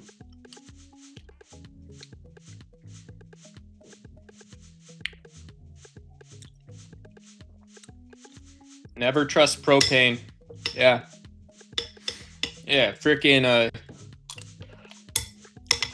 Japanese talk. That's real. Yeah, they said Shinto Abe tuning up all kinds of big old jet airliner. Yeah, hell yeah, they said. Yeah. Coming around. Love you long time. Coming around this way. Freaking Gherkins, David Gherkins picking you up by the freaking toe collars. David Gherkins, what'd you do, forgotten country? What'd you do? He's freaking, he even got dang fired about Shinto Abe.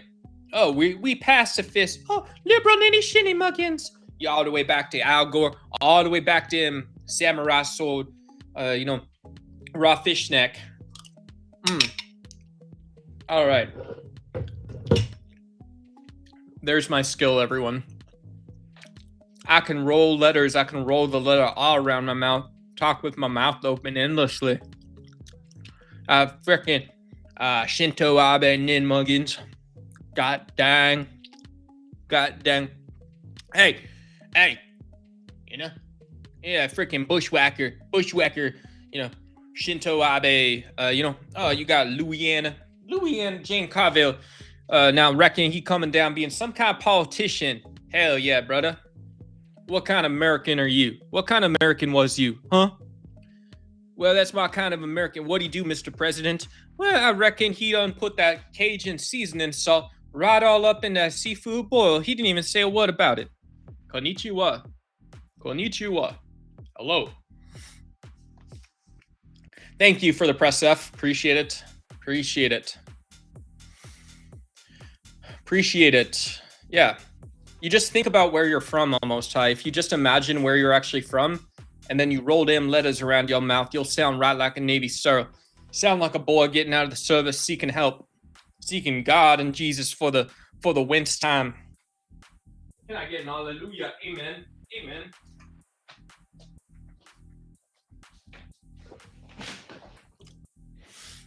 Thank you. Are you doing To Kill a Mockingbird, lawyer? That's exactly right. Oh yeah. We're gonna have almost high speaking jive by the time she gets lives unlocked. Yeah, you're gonna be speaking jive. Believe it or not, you're not doing it yet, but you will one day.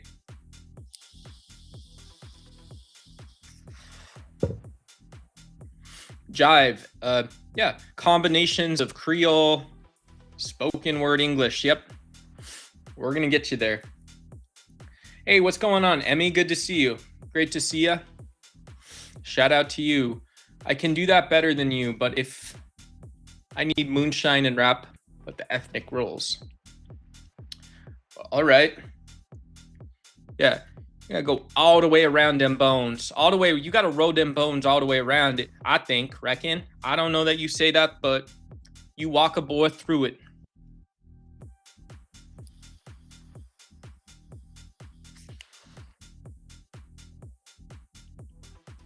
Yeah. Now all you have to do is girl math now. If you do the girl math now, I think you're gonna be closer to uncovering one linguistic tradition of the United States.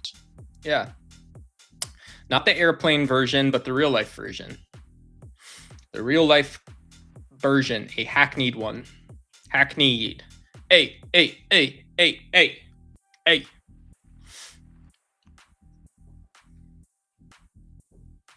Yeah, it's crazy. I hope everything's peaceful in Australia, but we do have, we've got people that don't know how to interpret political protests except for paid protesters.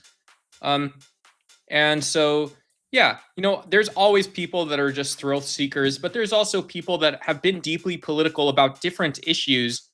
And in this case, they've chosen to attach themselves to ICE, right? Defunding ICE, abolishing ICE. So for us, the context is ICE is like a weird set of laws that are covered elsewhere. They should be covered elsewhere. And so it's curious what ICE actually does. ICE is basically a militarized, like a stormtrooper version. The normative version is they're like stormtroopers obeying this national set of laws that just become important when people like, you can imagine someone appealing to like the good old way of Australia or something. And that's basically what it's like in the US. Hopefully slightly more normal, but yeah.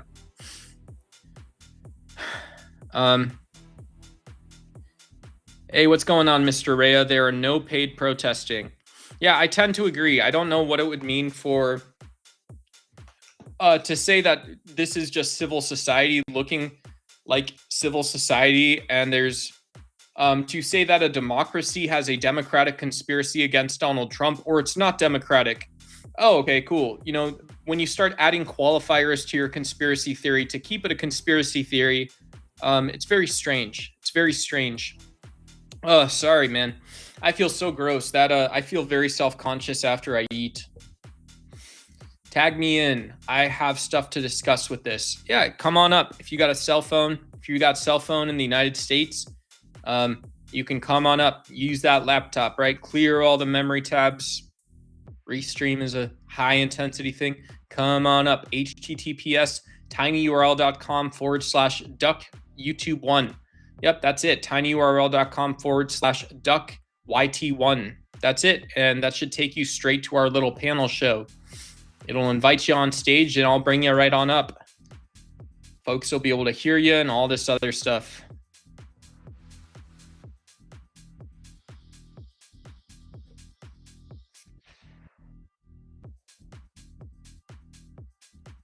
It's people reacting to bully governments. Yeah. Yeah. Your taxpayer dollars are going towards things you're seeing even outside of money. You're just seeing bad things happening to people you've never met. It would make sense. It would make sense in the same sense that conservatives, there's nothing stopping you from protesting because of high taxes. Not MAGA GOP, but there's nothing stopping you from protesting of what you see as a government overreach. Why aren't conservatives protesting MAGA? Right? Because you're making money on social media, because you're not really a conservative. Yeah, who knows? Maybe. Yeah, you didn't even have to take a paycheck to be a shill. You're a fake conservative. Am I a progressive? Sure, yeah. I tend to vote progressive. I tend to agree with social safety nets, welfare states. I'm not as far left. What someone might say is far left, or as like a democratic socialist. I usually don't intentionally try to be a centrist or stay around the middle, but it just so happens that that's where I am today. Yeah. You don't have to. Yeah, if you don't get timed out, no problem, right? Just go to all you have to do is tiny URL duck /duck YT1. That's it, guys. Yeah, just come on up if you want to join the panel, guys. We have a join link. If you need to refresh, it's in a pinned message. It should pop right back up. And yeah, hopefully everybody's doing well. I'm gonna put up one more super chat goal. Anybody wants to donate, this is my last day of the YouTube pay period. Yes, YouTube is like a weird, funny employer where you earn 0 or you earn something. So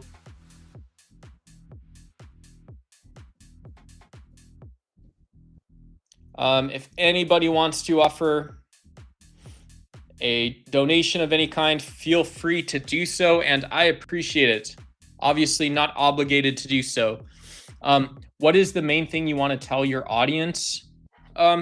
Use critical thinking skills. Critical thinking skills don't force you to be like a highly subjective or objective person. It's just solving a problem. It's just wrapping your head around what you're actually talking about. So that's what I would say today. Yeah, use critical thinking skills. And yeah, it can be fun. Just a reminder, there's normal people out in the world who see something, and when they want to feel some way about it, they put some time into it. They slow down for a second. They slow down and they consider their position. They consider other people. And that's not that hard to do. Yeah.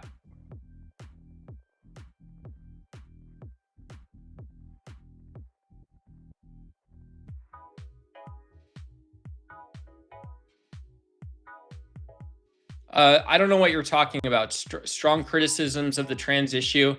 I have no clue what you're talking about. That's the opposite. That's the opposite of my view.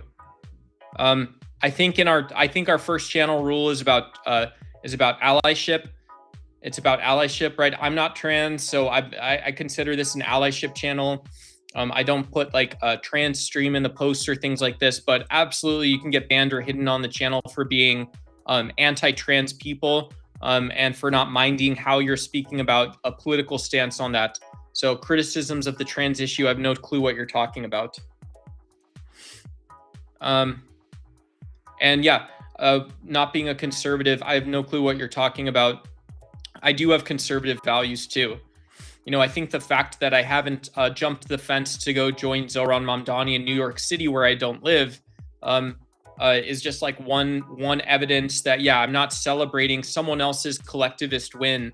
I'm very excited to see what Zohran Mamdani, Mayor Mamdani, is able to accomplish.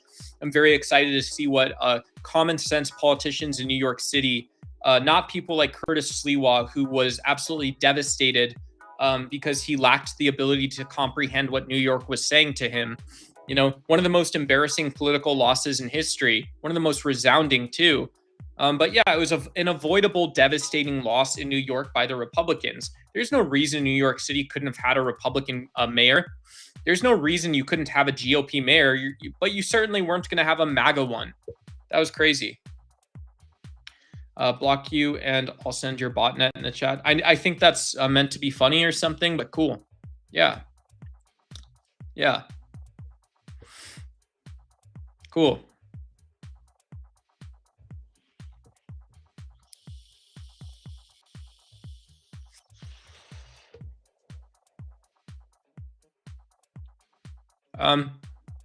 Okay. Yeah. I don't think, yeah, if you're trying to understand transgenderism, my advice would be pick a discipline or a modality, or just be nice to people in general.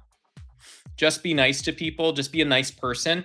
But yeah, if you want to understand trans as a political issue versus transgenderism, or the class of either like medical designations or diagnoses, those are both things that you can do, right? Those are both things that you can do.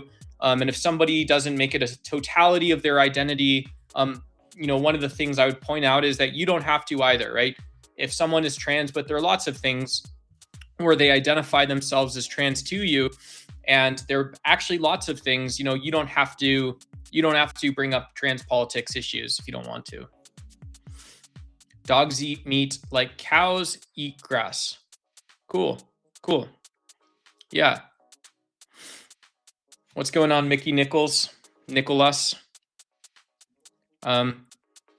Yeah. Right? It seems like a very odd way to define animals. It seems like a way that you're willing to define animals that's not defining yourself that way, but I could be wrong about that too. Yeah, I could be wrong. Cool. Cool.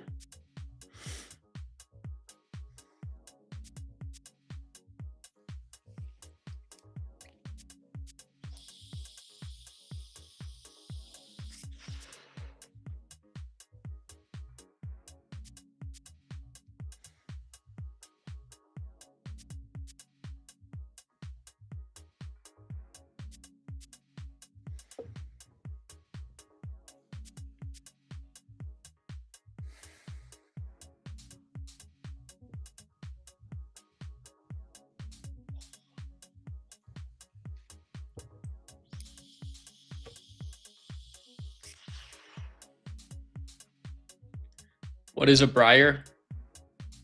I don't know what a briar is either. I have no clue what a briar is. Yeah. No Cranky mullet. Cranky was here earlier. Cranky came just to watch me eat vegan beef stew. Yeah, there's a weird meme going around on the internet of watching me eat vegan foods. So that's super strange. I don't know why someone would say that's strange, but it is, apparently.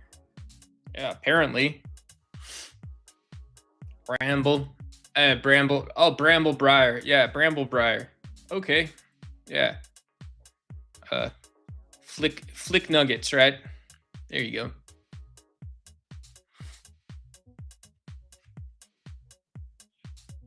Yes, I still have zero almost high people in my chat room. I have no one who's identified themselves in this way.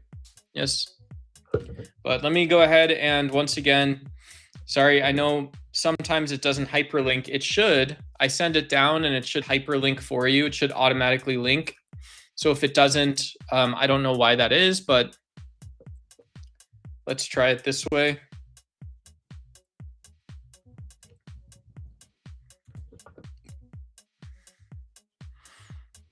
Still doesn't hyperlink. Man.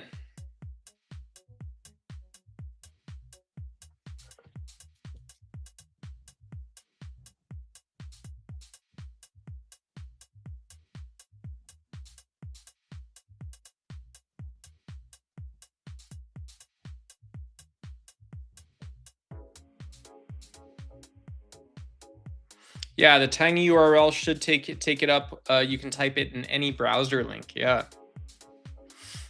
Yeah. Cool.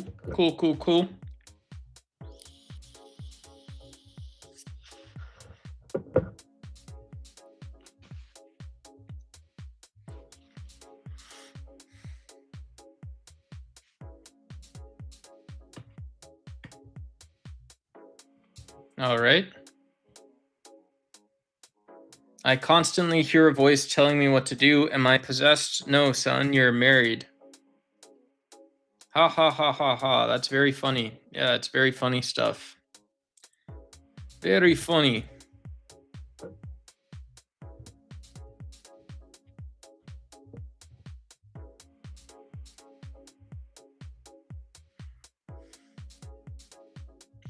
Okay.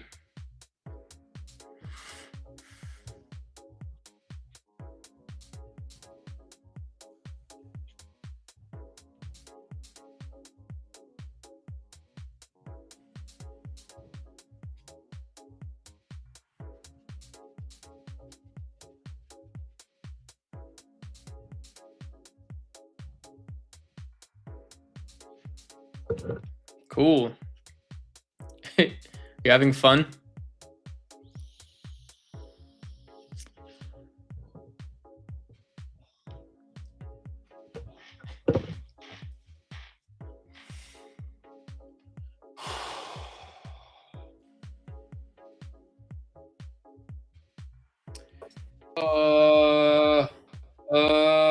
Oh my God. Oh, what up? Oh, what up? All right. Let me see how.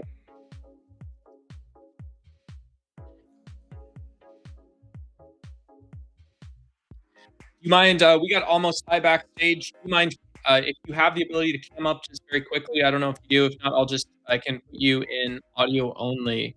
Let's see, hide camera, keep audio, and let's go ahead and flip on almost high. What's going on? Hello there. Can you hear Hey, me? yeah, I can. How are you? Oh, I thought we were going to talk about other stuff. Yeah, anything, whatever. You can drive. Nice to hear your voice and meet as well. Yeah, it's really nice to meet you.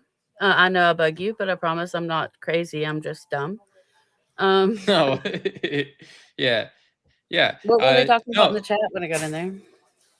um, yeah. It was a fun night. It was kind of a fun and but yeah, someone was defending nationalism and wanted to tell. They were telling everyone that Israel was like a ethno state, like an ethno state. Maybe that's true. Maybe it's not. But it's like, yeah, you know, if you're going to say something that radical, you know, try to back it up a little bit with evidence. Right. So I thought, yeah, I just thought, you know, it's a great conversation. It's great for like casual Sunday for some people, but that's got to come, you know, that's got to come back. You should convince at least one person the conversation's worth having at that point. Yeah, I think that the only way that conversation does happen is if everyone in the room thinks exactly like you or just don't care to think. Right. I mean, that's the only way Hmm. that kind of nationalist and like, right? You think? I mean, it's not really discussable because it's like, no. Yeah, And that's where I yeah. wanna kinda push back. That's why I thought it might be fun to get on with you, is because I wanna push back on a lot of your strategies because I've witnessed a lot now and I can kinda catch up, I keep up, I see where people fall out with it. But also, man, I feel like you're too generous to a lot of these dicks. Okay, cool. Yeah, yeah. Straighten me out and don't pull punches. Yeah. Oh, don't pull punches. All I know how to do is punch, so you really might have to rein me in. Hold Okay. on, I'm looking through the other chat to see. Hold on just one second. Yeah. Where did I say tag me in at? Oh, it's after Australia, right? Or Yep. Yeah, yeah. maybe it was before, right before. Yep. I don't trust propane. It won't show me anything before that. Damn it, it was something good. Oh yeah, I cuss. Is that okay on stream? What should I do and not do? Yeah, YouTube doesn't like long strings of profanity back to back, but anything that's not that is completely okay. So like shit, piss pot, cunt, cocksucker, Yeah, yeah, yeah, motherfucker yeah, is bad. yeah, yeah, yeah. That we Got it. typically Got try to avoid a little bit. Yeah, it's it. not advertiser Okay, friendly. cool. Sorry, my bad. Can I pull up chat on my laptop or do I need it on my phone? um, if you're on laptop, you should be able to either pull up the stream or you could, which is going to be a couple seconds delayed. But there's also a chat module in Restream that you can open on the side. You say restream. I'm in restream. On Restream, you should. I mean, you should only have one or two options on your right side, the right side bar. One of them should be chat. So, Private chat. yeah, Emmy. Right now, Emmy's swearing in chat. Right now, Emmy's saying the bad words. Yeah. I see nothing. Yeah. I'm pulling my phone out. No, this is a really great experiment. Anyway, I really appreciate you. Yeah. Cool. Oh, and the trans like whole thing. So if we do want to play a game where I kind of do like counter you, do you need to charge your vape? I'm good. It I'm good. I'm listening. It was blinking. Yeah. No, I'm listening still. So you have one way of addressing the trans issue, and it is kind of an outside, like from an outside perspective, but also a very compassionate one. If you want to like open that discussion up in chat, Emmy, where are you at with it? Fucking yes, she says. Yeah. I love Australians. And she says super open, let's go too. So, so, yeah, Emmy's right now. She's like Dexter, like born in blood from a comment that says Zionism is an antichrist ideology. So something we're coming from rational into rational. It looks like. Yeah. Okay. So, but Zionism, let me double check my understanding here, means that you believe that Israel has a place in that area or whatever, right? Like God given. Yeah. Yeah. Is that Zionism? Yeah. Zionism is that the Israeli people have a legitimate claim to a nation state. To a nation state that didn't exist back then, for one, and for two, which they plan to expand, which Netanyahu calls the Greater Israel, right?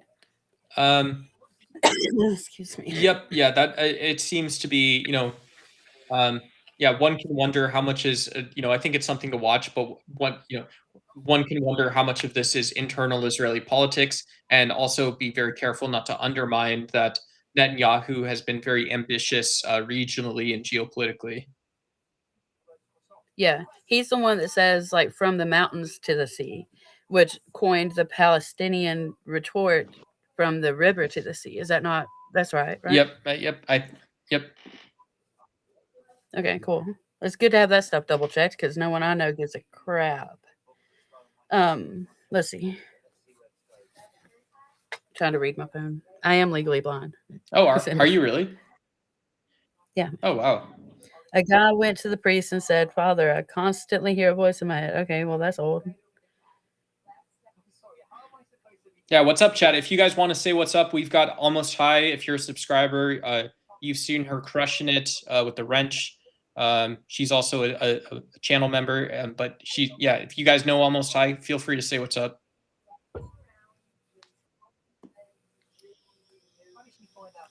Yeah, so I think what was the original thing to call in was about ICE. They're like, "Oh, is ICE good or bad? Is ICE this or that?" And you were like, "Well, when you think about the impact that it has on a society and the nationalism of the country and everyone, right? Because you string a lot of ideas together, and I don't mind that. It took me a minute to catch up, but once I seen what you were doing, I could follow. For a lot of other people that maybe don't catch up, like never did puzzles as a kid, I can see where it'd get a little bit harder to really get value out of that. And so, like, what I want to say about ICE and all of that is just like, no, it's not good to weaponize people against people. I don't care if they're here illegal. And another get mentioned enough is how we've been trying to pass policies since HW, right? To make for amnesty, for immigration, for easier back and forths, easier for families, easier for migrant workers. Right. And I have a whole bunch of that stuff like saved in PDFs and stuff. But I feel like if we made that available, it would help people's understanding. Do you? Yeah. I mean, I think anytime you can write an argument down, and if it doesn't, like, even if it doesn't stray from the fact that you can ask, well, what are ICE agents actually doing? What are your tax dollars going toward? That's a useful conversation, and it gives something that, yeah, if there's a conservative or a MAGA GOP in chat, someone like that, someone supports nationalism, they can push back against that. Then at least they know what they're arguing against, which is kind of useful for both sides, I think. I could be wrong, like maybe I am being too charitable there, but Yeah, I think so. Because if you can believe in this one thing, if you're like, yeah, ICE will help, then how can I talk to you about how we can help fund elderly care or young child care or disabled care? Right? How can I talk to you about that if you're like, yeah, ICE, ugh, good stuff? Right. I would, I'd play devil's advocate here and say, well, where do you see, if there's any type of security policy, right? Why doesn't, where does that come into your worldview then? Or, where is that relevant? Maybe it's the case, I do believe that immigration poses a substantive national security threat, or I do believe that yeah, it is the case that going into the future we need to invest in national security, and ICE is just part of that. Do you feel like what are your important political goals are subverting what might be other people's sort of political wishes or something like that? All right, I got a little bit lost there for a second just because my attention span's about like my goldfish. So let me recap. Where'd you start? If your political beliefs involve ICE being positive. Yes. Okay, so I say it's incredibly important that we think about something like healthcare, we think about elder care, child care, and we think about the Right. relationships we have with people. What if someone isn't actually? What if someone doesn't actually support like securitization of people against people, but they support something like national security? Is that possible? Is that? Yeah. Am I allowed to? We should be able to walk and chew gum at the same time. When the border started becoming an issue, when HW passed the differences that like kind of labeled them as illegal and labeled the border as like it was more tangible than it was before, but it was totally tangible before, but just in like I'm a person and I'm a doing a thing in a place kind of way. But now it's tangible in a place like I've got barbed wire and you know shooting towers. So, but all of these things should be able to be thought about at the same time. I want to know that we have national security as well as foreign agents, working abroad, Right. as well as allies, as well as elder care and contingency funds for every state. And, what about all this infrastructure that had a 50-year lifespan and it's been 100 years now? Just a couple of days ago, a bridge fell on and killed 3 workers who were doing a routine maintenance check. Like all of these things should be addressed together, though, and we can still build a stupid arch if you fucking want. We have plenty of money, right? Yeah. I don't know if that pushes back hard against you. I'm not sure where that plays in reality, but Yeah, I mean, I think it would be hard for me to keep steel manning a position, because I too tend to agree that if your one political goal or wish is you want I want to play army, I want to see people playing army, and this is a political Mhm. statement. Um, I and yeah, so just what is like yeah, I mean, I don't know. I'm gonna grab some. Oh no, I I'm, really like I'm it. gonna grab some. We should play devil's I'm advocate. gonna grab some water. You keep. Sorry, Yeah, I'm gonna grab water. I've got a delay. Yeah. But yeah, you grab water. Rest of the chat, are you still there? Am I still there?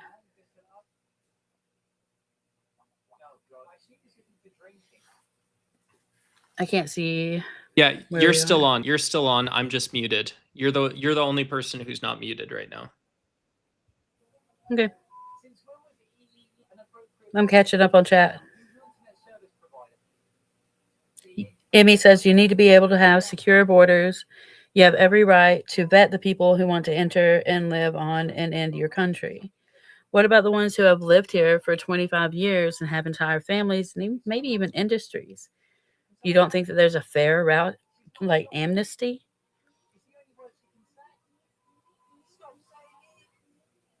You don't think that there, Emmy, maybe?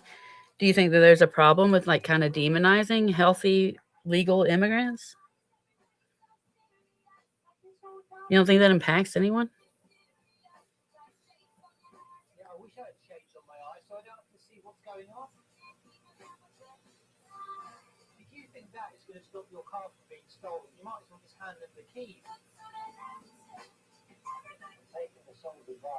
They won't talk to me, Duck. They only like you. Yeah, I mean that the part that's interesting, I think, is talking about when we if we don't call people illegals, you're then allowed to say something like, well, yeah, amnesty maybe doesn't apply universally, but a political position, even ones that appear extreme, like abolishing ICE or defunding ICE, and these appear extreme to some people, um, they seem to become a little more tangible and make more sense. Because why would it be the case? Why would it be the case that if you're not securitizing against a problem that is a person, because that's not a real thing? Why would it be the case that you don't get to have more voices in Washington representing people's authentic political viewpoint?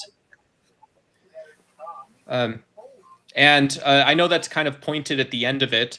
Um, but it's like, okay, if there's just conspiracy theories about Mark Kelly being like some sort of illegal, Mark Kelly is some sort, That yeah, he's like a traitor or something like this. It's like, all of this. that's upsetting. Yeah, Pete Hegseth is this like vanguard for the white male race, for this white male warrior identity and stuff like this.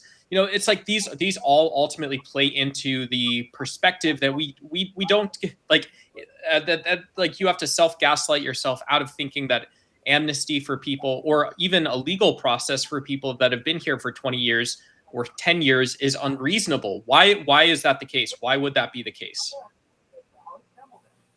Yeah, I can't think of a reason for it to be unreasonable, especially because I live at a high enough elevation where a lot of Mexicans came up here and helped with, like my uncle, for example, who had to swap from crops like tobacco. They started doing pine trees because there's just too many blights. The weather was changing. And so now we have 1 million Mexicans up here who don't get pneumonia, by the way, which is amazing because they move here from like basically desert.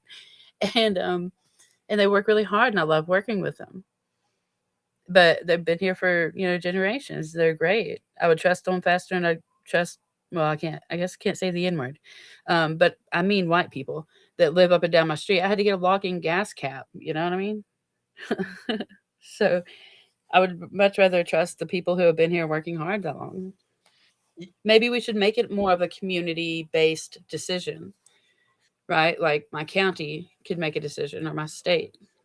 Yeah, I mean, it makes sense when there's when there are when but when the strategy doesn't involve people talking to people, isn't there, you know we're not talking about politics anymore. At some point that drifts far enough away that it isn't about politics. Is that right? Or I think that what you mean, yeah, is it like becomes like a board of a company yeah. doesn't involve themselves at all with the manufacturing of a product or the people on the floor. But democracy and politics, like the word politics is supposed to mean like city problems, right? Like city solutions, right? I can't remember where I read that. It's probably Greek. But but yeah, I like it when we play devil's advocate to each other as well, because I think we have good ideas, Mhm. but you gotta stress test them. But yeah, this is fun. Yeah. Um, What else you got? well, let's do 2028 if you want to. I know this is just because we're first meeting, and this is to me like this is how I would judge my friends, my friends and closest enemies. So do you think MAGA GOP candidates like JD Vance and Marco Rubio have a good shot at the presidency? And just from where you're from and your political views, do you think that's going to impact you, whether it is the case or it isn't the case that we see Marco Rubio and JD Vance make a run for the White House? So I think it will impact my area a little bit less. Mostly because most politicians have, and I've seen them say this, say that my area isn't worth governing. We aren't worth Wait, real quick, subsidizing. We real aren't quick. worth We helping. have we have CEO of my time saying Duck upgraded, and I'm assuming it's not because of the background. I'm assuming it's because we have we have you up here. We've got Almost High. One of the mods is on panel right now, and so I'm just guessing that that comment is directed to you. That would be really cool. Don't make me blush, you guys. Yeah. I don't know. I don't know how to check on the analytics, but let me know how it goes later or whatever. Hey, you sound great. Yeah, sound great, look great, all that stuff. Yeah. Can people see me? Um. Uh. No? No, you're not on screen, right?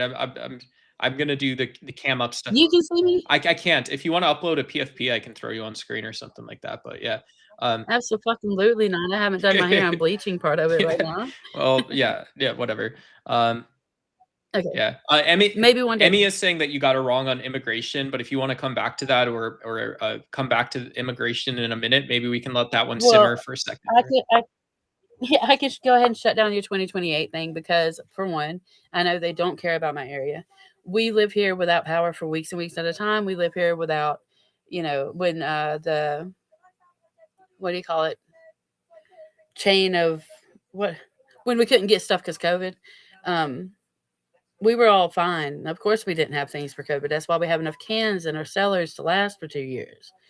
I'm just now having to finish up some of our stuff because it would be outdated by now. We're used to living without power. We're used to living without outside influence. We're used to living with ham radios.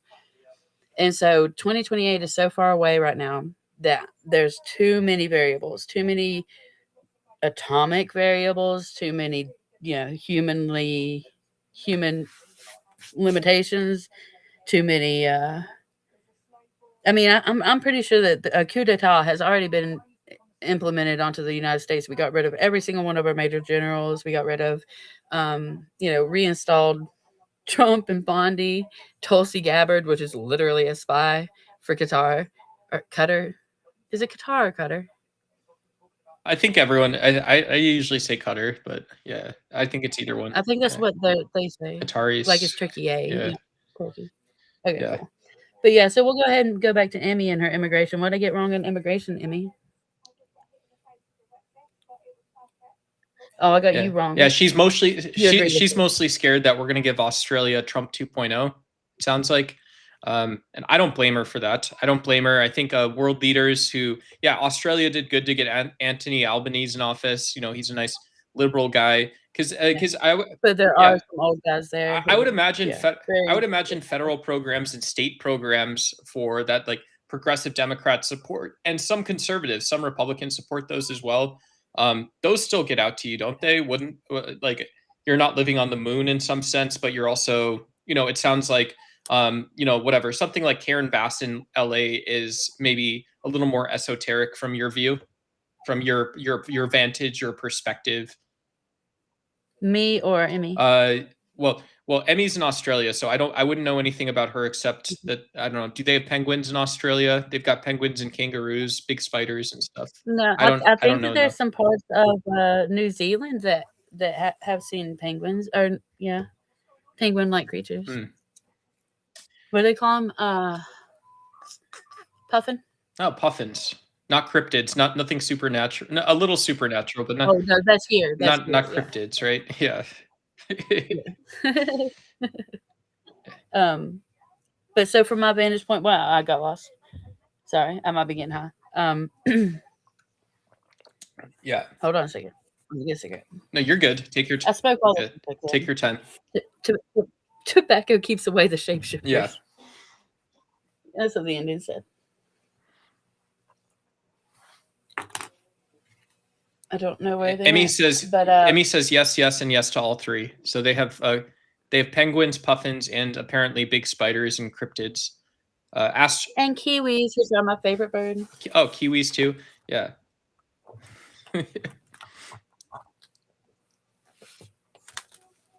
I might be Qatar. Like whatever in Australia lover is. There's a word. Kimo Lolo says Trump is awesome. Yeah, what do you think? 2028, Donald Trump's becoming increasingly weighted down by domestic politics. Historically, this has meant that presidents have less leeway, that local and municipal governments have to do more to fend for themselves, and that policies generally have to put decisions in liberal democracies back in the economy, just working as it is. And so, again, yeah, we have this break where we have an installed government that we cannot work with. I mean, and Trump in his first term openly wanted to do let's nuke a fucking hurricane. Openly couldn't understand why he couldn't just go into cities and, bring out the riot shields and stuff. Like, he legitimately doesn't understand checks and balances. And then we have Congress who has abdicated their seats, right? And so, like, all of these discussions that are so rational and based in all the things that you were taught and I've learned, like, they're out the window. Like, we're in defense mode. We should be in like a apocalypse prepping mode. Do you think I'm delusional if I say that I think democratic systems have within them the seeds to provide checks and balances, even to a madman like Trump, someone who I believe has gone over the line for presidential power? But I just believe we let it sit and we're gonna watch it fix itself at some point. Am I wrong? Well, I mean, I want to call you gay. I want to call you gay for that. Okay. Not in a sexual sense, but gay just in like a mountain angry at you for being too soft sense. Okay. But a few months ago, I was on your side. Like several months ago, before all these appointments went through, right? Yeah. Like basically unchecked before we had Patel and freaking Gabbard and Bondi from Florida from the university case. Before all of that went through, I would have agreed with you because our system is a great system. We were made to prevail. We were made to be effective, right? But it hasn't been that way for women though, right? It's not a feminist system. It hasn't been designed that way for everyone in rural areas. It hasn't been that way for women for hundreds of years. For hundreds of years, nothing's changed. There's not changes that are being produced. I'm okay with. I'm not mad. I'm like almost anti-feminist. Okay, sorry. I know that's probably not good for you, but like so for example, one of my first jobs I ever got was like 14, and there's a man building a runway for his little bush plane. I got to drive a bush plane. Didn't have wings, but I got to drive it. I learned how to use all the heavy equipment, all the big diesel bulldozers, different things. And I danced through the snow and hooked chains onto branches and logs that we'd saw down. And everyone else was getting paid like $27 an hour. I got paid $3.50 an hour. I didn't mind, but maybe that's because I'm broken. And yeah, and so, but was there? I would find it hard to imagine that this was like an isolated case of like that I would interpret that as just you're working or living within a discriminatory system. The fact that that other women would just have guys who were working with me. Other women would go serve burgers or have guys working with me. And that's just something I didn't want to do. Yeah, so it's the pay, it's the work, it's the treatment and things like this. But that's what I mean, right? When I say, okay, so when I say the system fixes itself, you're saying, well, what about me? But not just what about you? What about the fact that this is just, I mean, this isn't when I look at TechCrunch and what's going on in Silicon Valley in Austin, in the Silicon Slopes in Phoenix and New York, in Atlanta, in Chicago and Boston.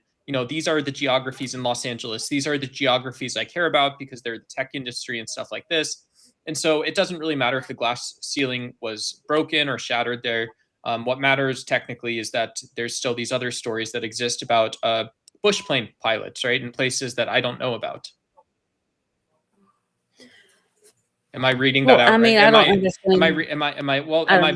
Am I too accurately describing the situation? Like, what's the problem?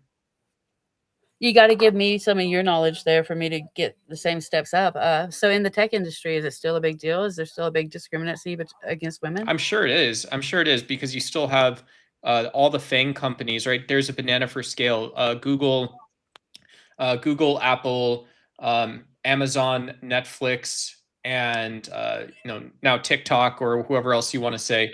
All of those things have boards of accountability, right? Like they have to report to somebody if they have HR.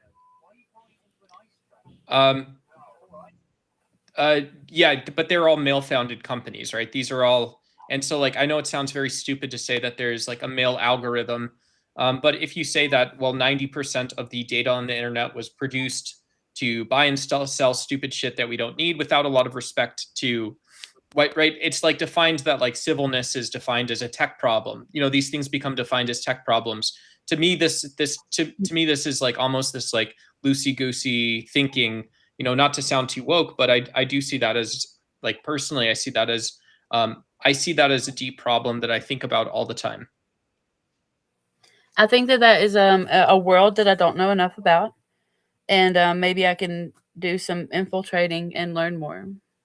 Honestly, like I'll apply at Google or something. I don't know. I don't know how I would get more knowledge of that and the difference. Go do it. Right? Go do it. Yeah. Yeah, well, I mean, it's on my list of things to do now. Um, but I always saw it as just my willingness to pursue something no one else was willing to. So I took a pay cut of $23 or 20, yeah, like $23 or whatever, just to get the jobs. Right. Well, I mean, I would. So if I'm not reading into this too much, um, like I'm not saying this is right, um, but like, how does okay? So to try and relate this back to like Trump and JD Vance in 2028, do any issues that you had paid less, getting paid less as a woman, having less of a having a worse job description, and maybe not seeing the same access or not being able to see the correct like the way that like uh, tech industries worked in your area. Do any of these issues, do you think these come up to support Donald Trump's message, or do they hurt you?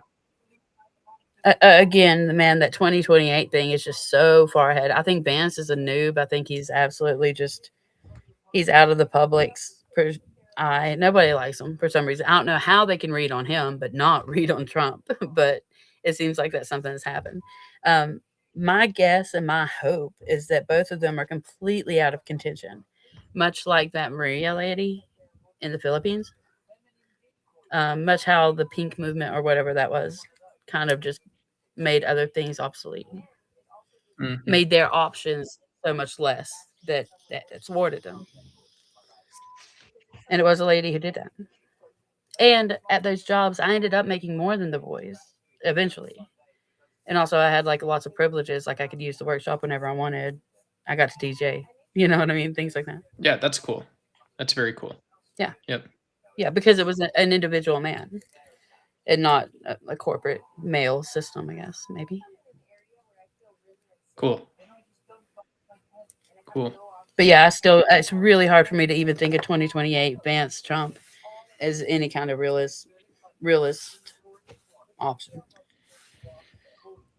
Ask me again in what, 18 months? Yep. Yeah. I know I'm putting you on the spot. What do you? Yeah. How are you going against Nate Silver and all the data statistics and whatever it is that they're talking about these days for? I don't know. You'd have to catch me up, babe. Yeah. Yep. If you can catch me up, or just give me something Okay, specific, I'll yeah. write it So down. would I say that okay, so given what you've seen in the news, like let's say you've seen 5 news stories, are you more are you more or less sure that like Marco Rubio and JD Vance do or do not have a good chance at winning the presidency? Which one is it? Like So I mean that depends on a lot of underneath factors. I don't want to micro digest this, but like I only watch certain news, and definitely not the tripe that comes from the blonde lady at the White House, um, as much as other things like the jobs numbers, the real jobs numbers, and things like that. And if anyone had any sense, they would have no chance. mhm. But you and I both know, like, I don't know what percentage, maybe you know better what percentage of people are complete fucking morons. Yeah. I mean, yeah, Is it a big number? yeah, A third? yeah. I mean, and are they morons is the GOP base like if the GOP base once you check 3 or 4 boxes in the same sense that somebody who typically someone like me who's a vegan is never going to vote GOP, right? I'm a vegan, I'm a pacifist or nonviolence. I'm never going to vote GOP. So that like I you could kind of check me down based on like an inventory that I'm always going to vote progressive Democrat or socialist. Um, but But that's so not you're true part for of a very everyone. small base. But it's not it's not true Like, for like everyone. So they that's have a very small base on the left, and the right has a very large base that's not true. because they capitalize on Christianity, uneducated, blue collar. I mean, all these guys are pretty much locked in. I know people personally who I could talk to until I was blue in the face, hold a knife to their throat, carve their eyeball out, and they still would not admit that the GOP only does harm, like with policy, even though it's very clear. Sorry, is the carving the eye out thing bad on YouTube too? Yeah. I mean, let's try to avoid Sorry. Sorry. violence and I was violent speech. But I was pacifist yeah, but for a long time. you could just as well be right or wrong, and it's still the case. And you know that, but and I don't mean to say you personally, but we could just as much be right and wrong about the strength of belief in Trump's base, or or any right, either Republicans or Democrats' willingness to admit independent or centrist tendencies in the polls. Um, and yeah, I mean, a lot could change in that between now and 2028, depending on how forces even outside of Trump's control are just perceived. You know, but that isn't an excuse for Trump being he's a if he's a bad president and he's not able to fix it, then you would say, well, he's just a bad president. He is just a bad president.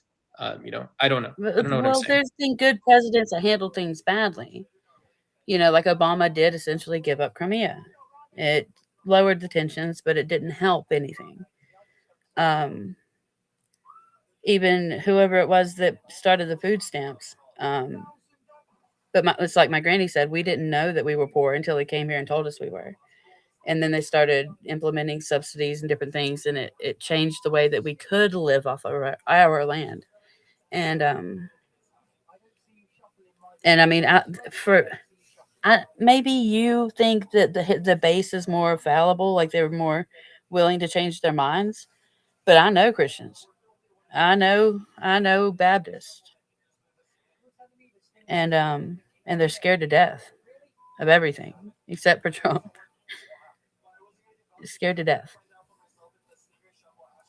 Yeah. Okay. So go ahead. Yeah. I mean, I don't have like, yeah, politics isn't going to be, you know, like go do politics. But I think if people are unable to leave their worldview to think of the practical nature, there's a lot of like Christian, and I'm sorry to be a little decoherent here, but there are people in the Democratic Party who say we need to get back to why, like, it doesn't make sense, but for some reason we need to get back to teaching separation of church and state and teaching that Christianity is not about politics. There's nothing good in Washington, right? Washington is a violent, horrible place. And if people don't appreciate that and recognize that, why are you doing politics then? Why are you engaged in that conversation? Right. So, and something that I've said. Yeah. Go ahead. No, and I was I was making sure it was like known that even just to seem like we're not party shilling, even Democrats in Washington, even Democrats still vote to expand military spending. They vote to cut Social Security in lieu of protecting failing energy infrastructure and the military and stuff like that, right? So I don't want to seem like we're shilling politics. That's bad math. That's bad economics. It's bad economics. Do you know how much it would cost for me to go to school for economics? Dude, it's so much money. Right, but that's what I wanted to do for a while, right? Like statistics, economics, go all the way with it so that I could be, like when they say 7 out of 10 economics, I wanted to be one of those 10. Because I feel like it's a really simple thing. You can't argue math. Math is math. And yeah, going back to what we need to be teaching is it's not necessarily separation of church and state so much as it is about your ideas should be formed from concrete data, right?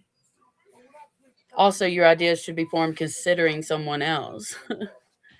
Yeah, I mean, if you're prescribing it to someone else, how else would you prove? How else would you demonstrate or prove a claim to someone if you don't have empirical or mathematical backing? If there's not a probably world where probably you're right, I mean, for me and mine, I would say I'm going to reject that 9 times out of 10. 9 times out of 10, I don't even want to talk about it. She's describing the bias of every. Where did that go? Oh, this is Turbo. Sorry, let me pull this back up. I got it. Describing the bias of every city. One side is always considered the elite hipsters, and the other are the backwards nitwits. I think that they are all backwards nitwits. For example, a boy that I went to school with is now running and he got the seat for school board. But he will look around and be like, the devil's in all this other stuff. The devil is in this veganism. The devil is in it. And he does not consider that maybe I have no devil in me, but also want, access to plant carrots in my yard and without DEET being sprayed on the freaking pine trees next door. You know, they almost killed all the birds, and no one talks about it. Mm-hmm. Uh, So that's but yeah, so no, that's a big difference. Like that's weird, right? Because if you're living next to that, if you live in an agricultural area and you're like, well, we're trusting Monsanto. no. Yeah, but the you can ship things and there's no guarantee of proper usage or accountability. Like, No, it'd be there's smaller farms. One of them in particular, Sanford, when they started outlawing strychnine, when they started outlawing DEET, he just had warehouses full of it. And the way that they passed the law, and Sanford and them are ones that pushed for it, the last minute amendments to the law was that they could use up what stock they had of these chemicals.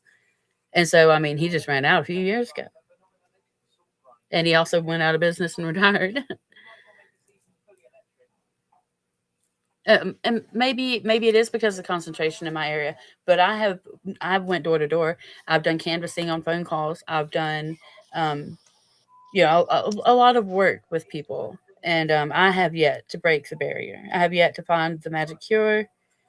I have yet to find. In fact, I've lost a lot of hope in the people, but not in us being able to take care of the people, because you and I would. You know what I mean? yeah, yeah. Yeah, I mean, but this is one of the challenges I think is with what like factional or interests, even if it is right. Maybe Washington should hear about how rural farming is impacting non-farmers in those communities, or why it's the case. They hear they don't care. They hear it and they don't care. But and yeah, but if we create a prescribed point or a description or something about whatever that is, then like I've been on live chats with individuals who are politicians and them discussing with our state assembly. right.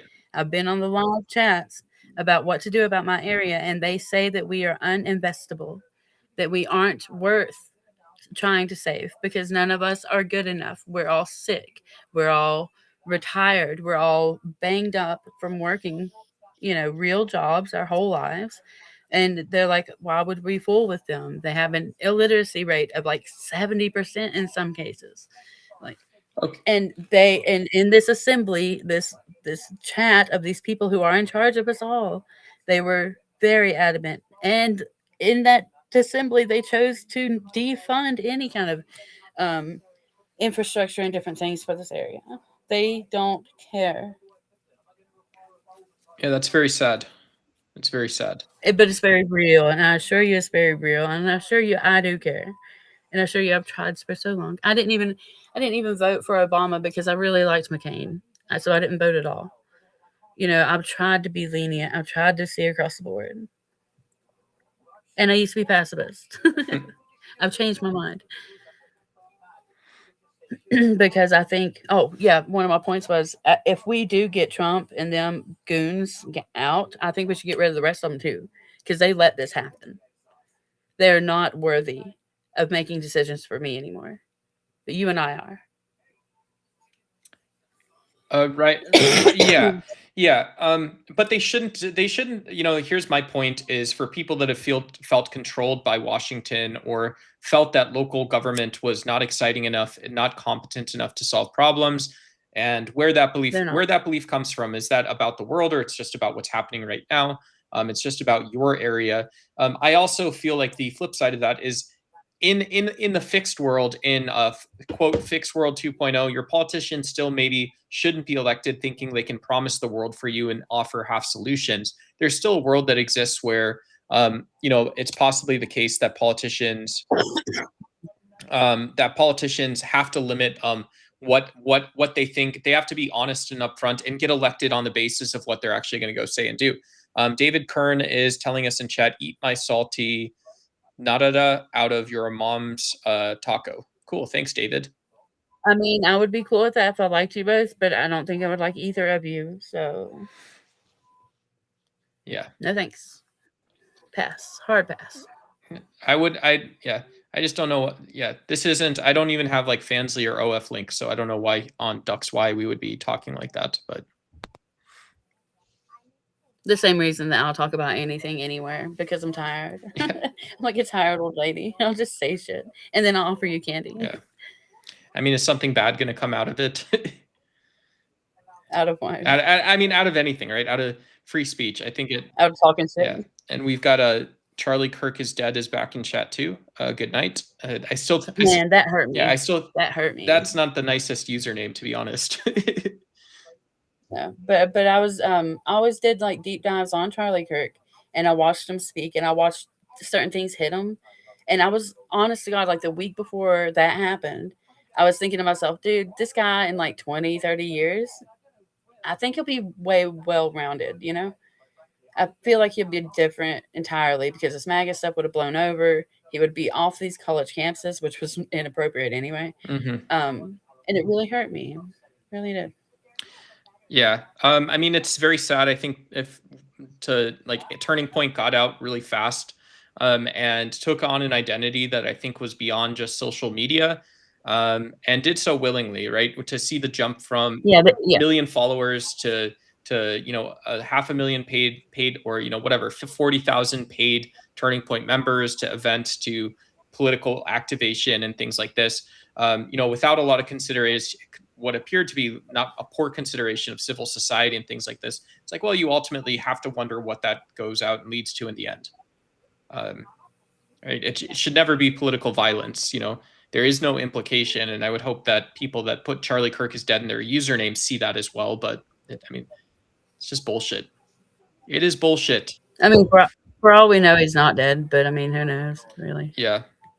I mean, it does matter, right? This is the thing when people say, well, it doesn't matter because, at the end of the day, they're just lying to people. It doesn't matter because at the end of the day, this or that. It does matter, right? It does matter that if you carry with you in the first place a belief in violence that even on a surface level, you haven't thought about justifying that violence. And then to back this up, you're saying this is the same thought process I put into political beliefs as a representative of the left or as someone who wants to be a voice for conservative politics in the United States. Both of these, it's mind-boggling. It's frustrating. Like, Jesus Christ, get that stuff off the internet. Well, see, that seems harsh to me. Get that stuff off the internet. But we're not supposed to want to take anything off the internet, are we? No, internet. we're not. And I worry so much that they will start taking stuff off. I think certain things have been really, really hard for me to find lately. Like when I was looking up that Maria woman that was on Stephen Colbert, it was really hard for me to find. Like pages and pages. So I'm pretty scared about that anyway. But honestly, I think that they know that it would hurt them more to take that off right now because they're doing such a good job of spreading absolute bullshit. Quick question: Do you do karaoke? Do you do karaoke? Someone's asking about Wonderwall by Oasis. Absolutely not. But I will go ahead and say that Wonderwall by Oasis is overplayed, overheard, over karaoke'd, over acoustic.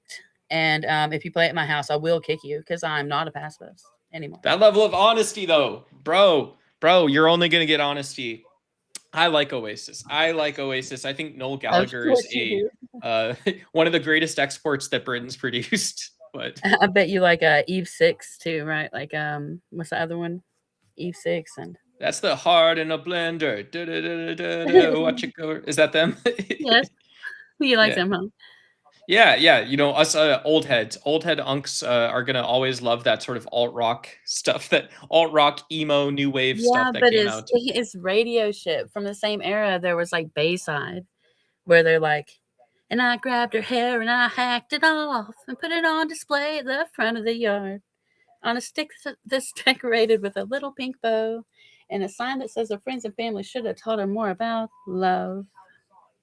Dear tragedy. Same era. When you get lives, we're gonna have to grift hard to get someone to buy you a Suno subscription and buy you a platform that you can play the songs, because I think there's a severe lack of that style of music coming out of AI programs. I think you'd be the perfect candidate to bring it into the mainstream. I think if you help me and everything, then I will totally avoid all of your suggestions to pay any kind of subscriptions because I live a very minimalist life, but my boy needs shoes. So Hey, there you go too. Yeah, that's $9 a month less than whatever it is. There's no way I'd pay that, man. Yeah. The most expensive thing in my life is my phone bill, and it's $7 a month.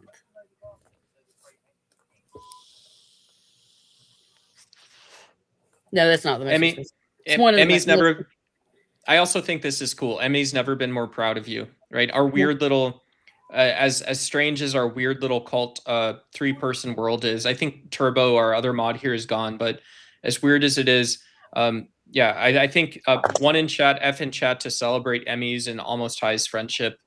Yay! You know, it's worth celebrating if you don't know them. Go subscribe to my stuff. I'm learning how to edit my videos, and I'll put you some music up just for you. I'll write you a song. Yeah, we will shill for Almost High. I believe I've got Almost High right here.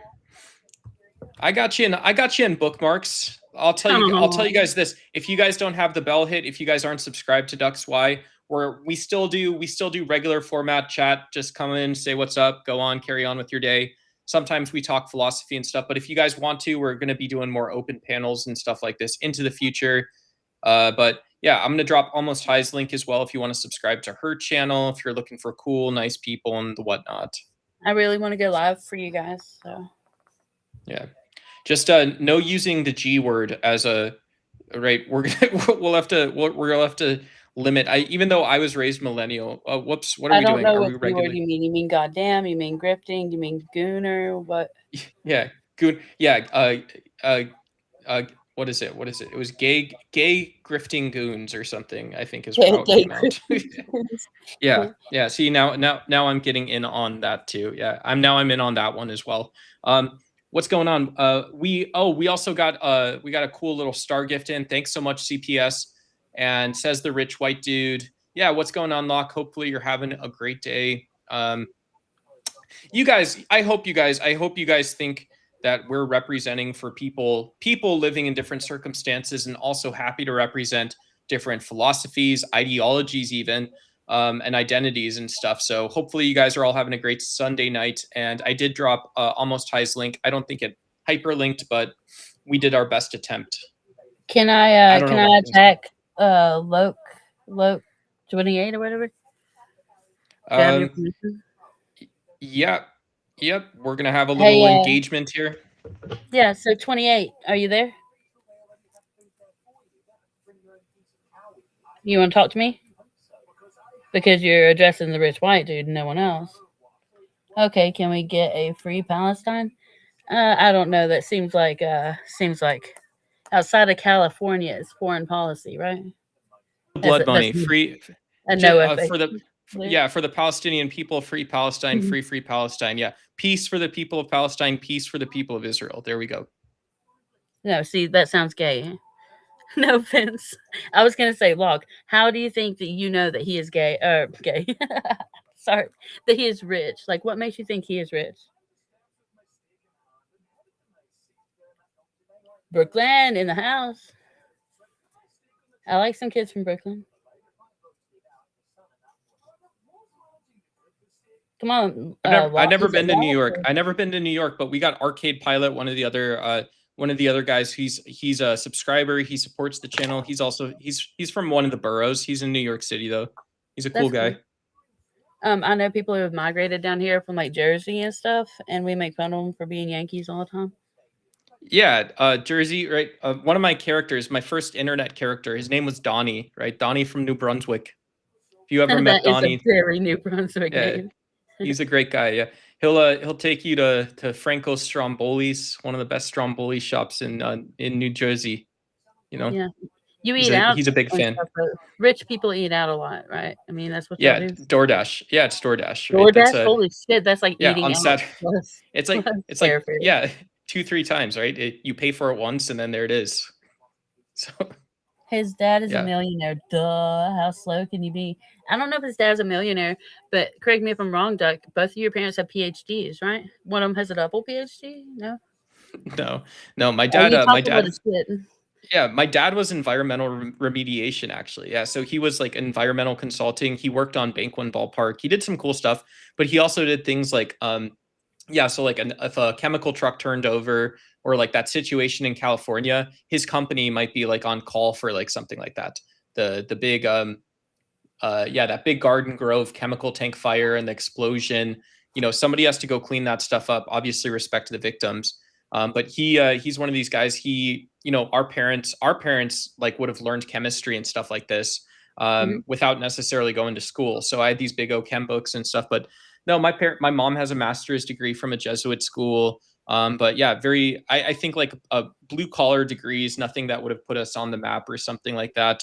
Um, What's a Jesuit school? I know it from lyrics from a 1930s song by oh, Peggy Seeger. oh, Jesuit cool. is it's a Jewish Yeah. thing, right? Female No, Jewish. yeah, Roman Catholic. Yeah, it's one of these. So Jesuit it's a subset of Roman Catholicism, and it's like an order of like priests and monks. Right. I don't know what the internet makes it out to be these days, but there's I'll look always it been a up. strong I'll look focus it up. on education. Lamarck, the guy who discovered the Big Bang, I think was a Jesuit. If I Right, but remember correctly. I think earlier in the century, the 20th century, that a lot of the girls they just learned a lot of manners, learned a lot of curtsying, a lot of arithmetic, and house care. Lock. Why do you think is that what it is? Lock. That's not how you spell lock, by the way. Like even the name is with an H. Um, so I don't know what your deal is, but why do you think he's rich now? And correct me, Duck, but I feel like you went through a thing that may or may not have been a legal thing that kind of may or may not limit your options now. Is that about right? Or can I just make No, a story? yeah, that's making up a small story, but I did super chat all my money away this month. So I, No, I I'm mean I'm at like the point where yeah. after college though, what happened after your job and after there's a thing that happened, right? Oh, no, I wouldn't say there was like an event that happened. I opted out of the tech industry. There's a lot of people that quiet quit. And I got sick of it, right? I don't like I guess maybe I burned bridges or something like this, but um I just no longer have access. I don't have the same access. I don't have a resume that shows I've worked Did you for mess the up your last trust 10 fund? years. Did you mess up your Uh trust fund? I didn't have a trust fund either, right? I didn't have a trust fund. Did you So, get cut off by your parents? I'm sorry. If this is out of line, you can uh, stop. none of those things. Okay. Well, I'm trying to write a story for Locke over here anyway, because I also know that you are wealthy and came from wealth. I know that. But but I don't think I see it the same way he does. You know what I mean? Yeah, yeah. I mean, I've talked before about I've talked before about having really big paychecks and stuff like that Yeah, like in tech. $24,000 for speaking somewhere. Hell That's yeah. awesome. That's fucking Yeah. awesome. We should team up and speak somewhere because they would get a kick out of me. I can be the comedic relief for your hyper genius shit. Right. Yeah. Yeah. I That's write I that's write part of the stand up. point. Yeah. Sorry. Oh, you do? Cool. Yeah, man. That's awesome. Yeah, Congrats. I don't use it myself. I sell it, but Oh, know nice. what I use it at. You know what I mean? My brother's sick of it. Yeah, Locke got quiet anyway. He's a loser. We are lost. You are lost. I was in the Boy Scouts. Yeah. Yeah, I mean, I don't understand the negativity. Yeah, my fake Eagle Scout badge is that if you're gonna do something on the internet, go do it nice and leave better. Leave with something you want to keep on you instead of something you want to take off. I don't know. That's kind of like a Jinn thing. That's like a Hindu fairy tale thing. Did you know that? I haven't heard that. I haven't heard that Oh, it's one really at cute. Maybe all. I'll post you a story one day. Yeah. Yeah, man. Is Hinduism? That's the one that's like it's not sacred geometry, but it's like in infinities and stuff like this or something, isn't it? I mean, that's a part of it, but they have like 3,200 separate gods. The story of the butter boy is a boy who was starving. He stole a loaf of bread, and a woman chased him down. Gonna I forget how they says it, but basically beat him with a stick. And when she catches him, she grabs him, and she says, "Open your mouth." And when he did, she saw the entire universe. Oh wow, that's inside of crazy. the boy's mouth, the hungry boy's mouth. But what was this the same? Is this a story about the Brahmin that also came down and set up the caste system in India, or is this a different Brahmin story myth So I've that never was heard any of that. misused? I don't Okay, know. okay. Yeah, I'm against the caste system. I think that it's disturbing in a lot of ways because the Patels are entirely fine with watching the others, you know, emaciated in the streets, and that hurts me. Also, their river is so polluted, and I think that's so tragic because it's supposed to be so religious and so important to them. But when people go to make an offering into the river of milk, then there's multiple children trying to catch the milk for sustenance, and that destroys me. Yeah, you've got that. So you've got that I don't have, where you can go directly into issues. I'm all like scaredy cat. You know what's the word? Not pussyfooting, but Yes, I pussyfooting. do. Is that the Yeah, difference? pussyfooting. Yeah, I'm very that is one difference. I'm very skittish around all this stuff. Right. But I'm very I hear you really, really try to talk about these things in depth, but what you end up doing is like skipping like a rock across the surface, and other well people are like, for "The fuck is he talking about?" yeah, okay, but for the reason that I want to, I'd rather understand someone's authentic, deeply held belief if they have one, or I'd rather uncover why they don't have. Like, if I'm not meeting the person, I'd like to know why they don't have a deeply held belief about that. Like, Oh, that's um, weird. so like, yeah, don't lie about your belief to start a conversation, or if you do, like, because we all do that, right? We all are sometimes casual. Let's cut ourselves some slack, but let's I don't. ultimately uncover what we're talking about too. You know? Yeah, I think it is kind of a humanoid thing that has developed where people's like they just talk about things, and it's supposed to be normal. I don't. That's why nobody likes me. Emmy, I love you. And yes, I believe we are all the same thing. When I was 9 years old, my grandmother, my great grandmother, caught me rewriting the Bible into standard English for my younger brother because he couldn't read well, still can't read well. And and at that point, it was kind of when I decided that when we die, it's not heaven and pearly gates and bullshit. It's we all go back to the one thing that we all came from. Everything I possess in me, you possess in you, maybe at Mm, different degrees, but we are all the same thing. And I love Emmy.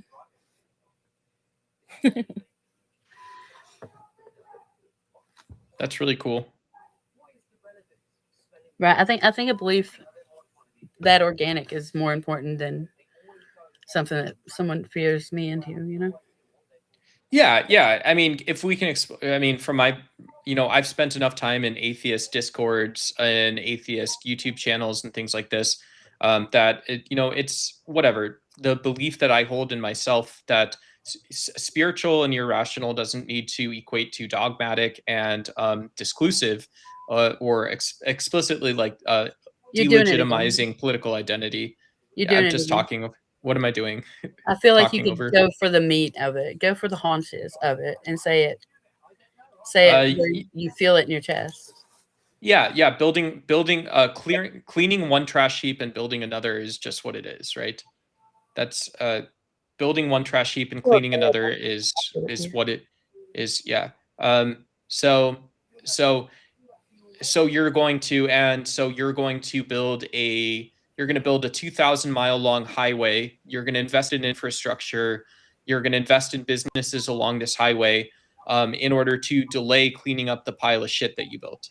If I were a capitalist investor, sure. Or if I was the Democrats since 1970 something, when we found out that the lead pipes were poisoning people, I would be working on getting rid of the fucking lead pipes that are still not gotten rid of because the GOP year over year has cut the funding to get rid of them. And the price of getting rid of them has skyrocketed since then. You know the worth of $1, right?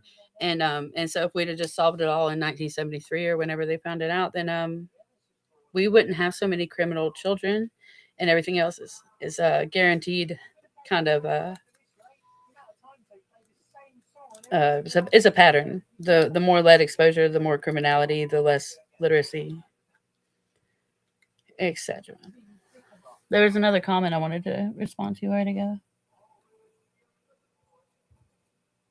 Which comment was it? I don't know. Are you waving at me? I was waving at Irving said that we're like I think translating in Duck's Y language, we're like a 15-story mansion for your soul. Yeah, welcome to the cult. Welcome to the cult, brother or sister. No, I'm just kidding. Yeah, welcome to the channel, though. All I can think about a 15-story mansion is carrying the vacuum all the way up and back down. Oh man, that's my first apartment when I was 17. We carried one of those big tube televisions. I don't know if you remember these. Like they've got the 32-inch television. We got it from Walmart at midnight to play Halo on. Right. This is my white privilege. Is as a 17-year-old, you could get off work at 11 p.m. and then go buy a video game setup for your new apartment. Right. But we carried this up to a third story apartment, multiple sets of stairs, bookcases, mattresses, futons, all the stuff. But it was a great college setup for like a year and a half or however long we were there for. It's funny you think that's your white privilege in that story. There's like 15 other ones too, just so you know. Yeah. No, I was driving around in an old Caprice cop car that I veered off the road and crashed into trees too, right? As a 16, 17-year-old and still getting to drive. There's my American privilege. Spending $100 on tanks of gas while I was going to work. Yeah, I mean kind of, yeah. Yeah. Yeah, I'm getting ready to have to weld a motor onto a mountain bike because I technically don't have a license in Virginia. So that's my white privilege. You would have liked my friend Chip. Chip was a manager. I worked at a fancy wine bar. Chip told us Chip would sit there and he'd put his hand on his chin like this, and he'd look around the restaurant and he'd walk over to the point of sale system and see how many covers we had that night, how many reservations. And he'd just go, mm-hmm. And you would go, and he would nod us over like this. So we were living rich, right? We were living rich. We were serving rich customers. And Chip made sure to know that we were always able to rise to that occasion, right? We had a mission, we had a goal every shift. But yeah, that was fun stuff back in the day. I don't know why I wanted to tell you that. No, that is cool. Yeah, that is cool. It's always fun to have good people to work with. Cool. Yeah. I sense I'm just gonna go for the throat, I guess. You can kill my feed whenever you want. I sense some sensitivities around like you, and maybe you've been like sexualized in the workplace or something. Like, what's your deal? Oh, yeah. I mean, I was a socially inept 17, 18-year-old working at these wine bars. I had one game, this guy, we were friends, right? My game manager, Sean, but he would talk to us as employees. We're a small company, so we were friends. Some people would drink together on the weekends, but it was still inappropriate, right? One of those things where he would preach to us that we're all gay. He would try to convince me that I was gay. He'd invite his women friends over, and it was cool, right? And stuff like this. But this was when I was 18. I didn't know what was going on. I didn't think of it as sexual harassment, even though that's what it was. But he would be like, "Hey, Nate, come over." He would be like, "Nate, come over here. Show these women your abs." Because we were like a $17 glass wine bar. It was very casual. It wasn't like a black tie. It wasn't like a dress code type wine bar, but it was very upscale. And so yeah. You think of that as abuse now, though?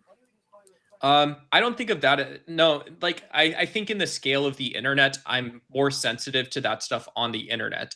Because on the internet, I think someone should, right? I'm not saying that you should tolerate or conceptualize what sexual harassment is. But if I look back on the rest of that experience, which wasn't sexual harassment, and I can silo that, I'm not trying to be male Karen-y, but I can say like, yeah, I had a job where I was making $100 a shift as a 17, 18-year-old. I could pay rent. I could live out of the house. I was very lucky for a lot of these reasons. And I also, I had friendships that weren't totally surface level, but also weren't that deep. And so it was like an appropriate like way to learn what work was. But on the internet, man, people take it so far. They cut ties so fast for people they may have relationships with. And the other side of it is they say such cruel, mean stuff, man. That's what I've been on about the last couple of days is abuser style behaviors in relationships. It's like, holy shit, I don't mind. Not that I wake up, you might understand this. I don't wake up wanting to be like the equalizer or some like trash man for this stuff, but I don't mind standing up and saying that, yeah, people unwilling to be authentic and only willing to be cruel, I don't think that has a place on the internet. It's bullying. Right, and, like, it triggers my, like, X-Men powers or whatever when you're like, "I don't know if you realize it, but you are being emotionally abusive right now, and I don't mind that you're being emotionally abusive, but I want you to know," and I wanna step in and be like, "You're a dick. Duck says you're a dick." Because, like, they would understand that more. But I Yeah, appreciate the gentleness and stuff, but I I'm wanna I'm protect. I'm empathetic too, because I know that there's people that where I was maybe having work beers after work and stuff. Other people went home and you have Twitch subs, or yeah, you've got friends that you game with on Steam. So I'm familiar with the fact that some people were raised on the internet and that means something. I still think that that isn't an excuse to not use our social hardware, right? We have brains that are meant to in motion. You said you use the phrase almost high. You use the phrase walking and chewing gum at the same time. We should be able to be 5% empathetic and compassionate and disagree or agree with each other on stuff. Totally, yeah. I mean, if we were like a planning committee for real politics or something, then that would be a guaranteed that we would not show up with the same flavor gum. You know what I mean? There would be differences, but we Just have knowing to. that's yeah, it's possible, right? It's possible, right? I'm not the guy to describe, or I'm not Monet. I'm not going to paint a political future. I'm not going to be the next Jack Kennedy or something.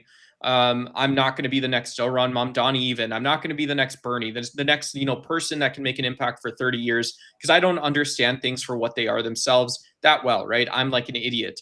I just But don't think that that's true, though. I don't think that you wouldn't be a figure in 30 years. But No, but I'd change my view. I'd change my view in order to be that person or be that way. But I would wish that people that are spending time abusing others on the internet or thinking it's okay know that it is the case that there's people that get something out of it when they have a conversation. mhm. Not everything has to be purpose driven. Not everything is Jordan Peterson, right? He lied to you. Jordan Peterson lied to you. But you, That guy was a trip from the beginning. He yeah, was broke a long time ago. but you inspire me, right? It's not the fact that you've sent me money on shorts posts and stuff like that, but you inspire me because you're here, you engage with people in a good faith manner. And when I know that you're voting for the Shannon Ducks Y to be successful, that means that I have to go do research, even if I'm not deciding something that second. So having like a small semblance that normal people can still positively impact others, I think that is the alternative to online bullying. Okay. I love you too, for one. For two, don't ever feel pressure to go do research for me. If you dropped your channel tomorrow, I would not be disappointed because I want you to do what's best for you. Um, but something that you told me ages ago when I was asking you, I told you like I was lacking in scholastics. And you were like, okay, so legitimacy in politics means is like giving actual power. I looked it up. And so Right. legitimacy in politics. And so if that were to work also with these morons who aren't having good faith conversations, then all we have to do is Hmm. stop giving them legitimacy. Stop addressing them like they are equals. Does that make sense? I think that's something I've been trying to figure out how to say to you for a while Yeah, because I know you're yeah. pacifist and, No, thank you. I appreciate that. And I know I like the most edgy thing is I'm gonna say is that yeah, and I'm sorry if this ever felt directed at you, but yeah, people that came out of the Bible Belt and rural areas asking for more political sway in the U.S., telling us that their identity is an American identity, and yeah, no, then there are problems. There are problems. went on to reproduce the same poor government challenges on the federal level. Like it's like, yeah, you are not there's no such thing as a Kentucky damsel in distress. There's no such thing as an Arkansas damsel in Hey, distress. I lived in And Kentucky and was a damsel in distress. No, I'm well, kidding. yeah, but they were spraying Agent Orange right on your on the tomato garden outside. It District was time. something not good. Yeah. Yeah. Um, but can you pinpoint when that happened? When that white dude politician who was absolutely a threat to everyone, when that came to be? Because I can. Um, I would say I think around 2017 in Charlottesville was when I That's thought things insane. No. got really bad. Okay, so I had a dream where I was in the Senate floor arguing with someone, and I woke up and I heard Strom Thurmond, and I was like, "The fuck? Who's Strom Thurmond?" So I looked it up. He was the guy who switched from the Dixiecrats to the Republicans when the Civil Rights Movement was pushed through. And from that day forward, they had an agenda. They had a vendetta. And if you watch it through the history of it, the Heritage Foundation was founded right after that with Strom Thurmond and everything else. If you just ever want to do a quick little history dive, that's there for you. Strom Thurmond, not 2017, dear God. Also, I went to college in UVA, but I went in between. Let me look this one up. Yeah, go ahead. Let me look this up. Strom Thurmond. Yeah. Okay. So President pro tempore of the U.S. Senate is Strom Thurmond. And yeah, so 1947 to 51. Yeah. Okay. Cool. Yeah. Now look up when the Heritage Foundation was founded and who founded it. Okay. You know about the Heritage Foundation, right? They create a short list for all the GOP stuff, all that, right? Yeah. Don't they have a YouTube channel too?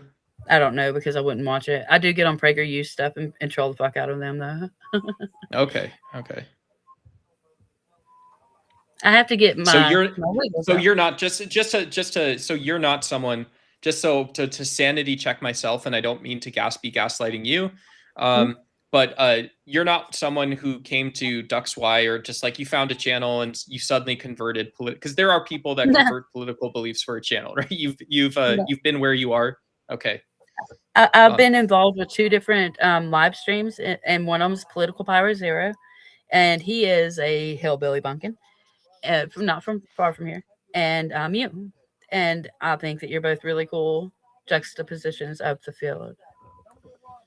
Because he's upset, he's mad, going mad with all the bullshit that's going on too, but he doesn't understand the depth of it at all. He works in a factory like I did. Yeah. So this Heritage Foundation thing, the AI summary makes me think that I'm not that crazy. It says founded in 1973, it advocates for public policies rooted in free enterprise, makes sense to me. Limited government makes sense to me. Individual freedom makes sense to me. Traditional values, but makes sense to me. And then a strong national defense. Yeah, so you can't go by the AI stuff. I tell you that they are training our shit to be less liberal. They are training our shit so that our youth cannot get to any truth, because even the stuff I used to Google does not show up the same. So hold on a second. Let me see if I can't find a I don't know if I can. I don't know how to use my laptop. Maybe we can do healthy versus unhealthy. Yeah, healthy versus unhealthy criticisms. You and I could probably of AI. You and I could probably both use a refresher on this. No, I don't think AI is the problem. I think that the AI software training. Hold on just a second. And then I think I can share my screen with you. Can I not? There it is. Let me see.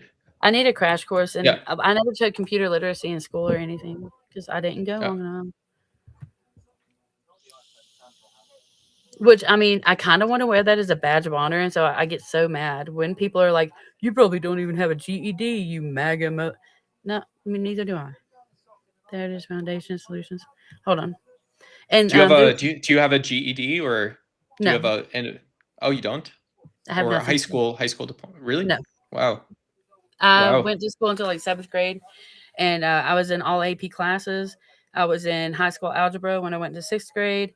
And so then I went back to school and did like a whole bunch of extra like Saturdays and all that stuff. And so I was in 11th grade technically. That was after I had a child, and she was about to start school, and so they wouldn't give me my advanced diploma, and the reason was they said, "Hold on, I gotta get back to your face so I can talk about it. I can't do 2 things at once all the time." Okay.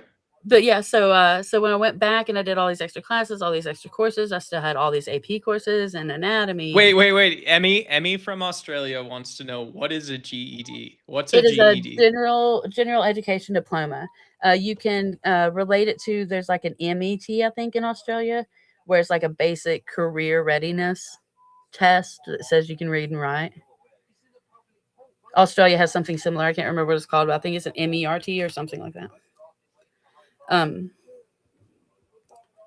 It's less than a high school diploma, but it proves you can read and write. No, but where was I? Well, yeah. So we were on Heritage Foundation conspiracies, and there's somebody matching your energy, saying WikiLeaks, they lied about Hitler because he was the big bad. Doesn't matter if you're good or bad. And yeah, I'm not saying that you're lying. I'm saying I just don't know the evidence of this. And then Yeah, I'm looking. there's also they have America. I'd rather have America have control over Mossad than the other way around. What I who don't is know how that would Mossad? A leader? Mossad, yeah, and this other one came before the other one. So yeah, this other one came for the other one. Yeah, If you'd rather have some leader over like a historical, empirical evidence over 50 years, then I think that you're too dumb to be here. Sorry, right. you can tell them they're not if you want. I really like our That's energy together. yeah. I'm on the Heritage website right now. That's where I think I'll find information that's more pertinent. Hold on a second. Let me see if I can put my screen on for you. Will it put it on for everybody or just for you? If you share it, I can see the tab and I can pop it up on the screen. I can put some of this stuff, the video or myself backstage. Neither one matters. Neither one matters. Matters really, dude. How many people are in here? 4. I like to think that I could get more people on, but I am wrong, and my face would not help. Let's see. Almost high shared screen. I don't see naked people, so I'm gonna flip it on to share this to add to the screen. I will put naked people on. Will that get you canceled? That would. Let me see what format. This isn't the format you need. You need this format. Hold on, and then let me just remove. Let me remove the video and then we need to go this side, and this is as good as it's gonna get. Okay, then I'll try to keep things there. Hold on. Okay, so okay, you guys can see the website, right? So Almost High is gonna talk through this. Yeah, but you guys can see it hopefully. So these guys actually put a score onto the GOP members, like 1 to 100 of how well they have subscribed to their ideas. I'm trying to find where that is right now. Renew. I don't know what this is. I'm just clicking around. I'm bad at everything. Help protect our nation's founding principles by renewing your Heritage Foundation membership. That's not what I need either. About heritage. It's not given the history. Every day. This is basically saying how like moneyed interest or just like philosophy like ultimately bursts itself out or controls one of the two. I'm trying to find more of the origins. Our team, board of trustees. Also, this board of trustees, almost every single one of them wrote Project 2025. I don't know if you remember that. What do you think about Project 2025? I remember it being just deeply ideologically based. I remember like 85% through it. Okay. And so it was, if Project 2025 was something that was again pushed down by the non-existent elite in the GOP, especially MAGA GOP, to offer non-elite philosophies to people that themselves are not elite or subscribing to elite. It's not about philosophy. Should I sign up for an internship? Man, I want to infiltrate something bad. I'm a bad person. Anarchy. Yeah, you and I can be the 2 oldest people to ever go through AmeriCorps or UN. What's it called? Not AmeriCorps. If it's not AmeriCorps, it is the Peace. What is it called? Peace Corps. Peace Corps?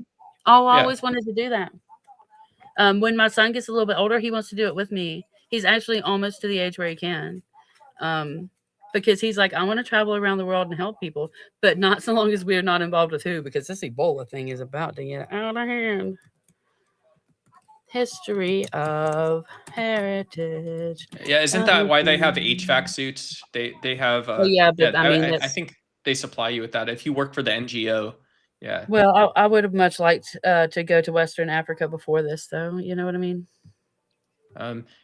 West Africa. There's some. Yeah, there's some wealthy countries because parts of Nigeria are fairly West Africa too, aren't they? I believe it is, but not Nigeria, is it? It's Uganda and them. I don't know. I'm lacking in geography as well, but I bought my son. He got really into maps a couple of years ago, so we have like a map on my wall, and we have this big giant like flag map. And can you read any of that? Yes, I see a big number, $250,000. It sounds big to me. Hold on. Counterbalance. And if you're just tuning in, chat, we're on the Heritage Foundation website. Almost High is giving us a tour. Because I love you guys. I might hit people in the face, but that doesn't mean I don't love people.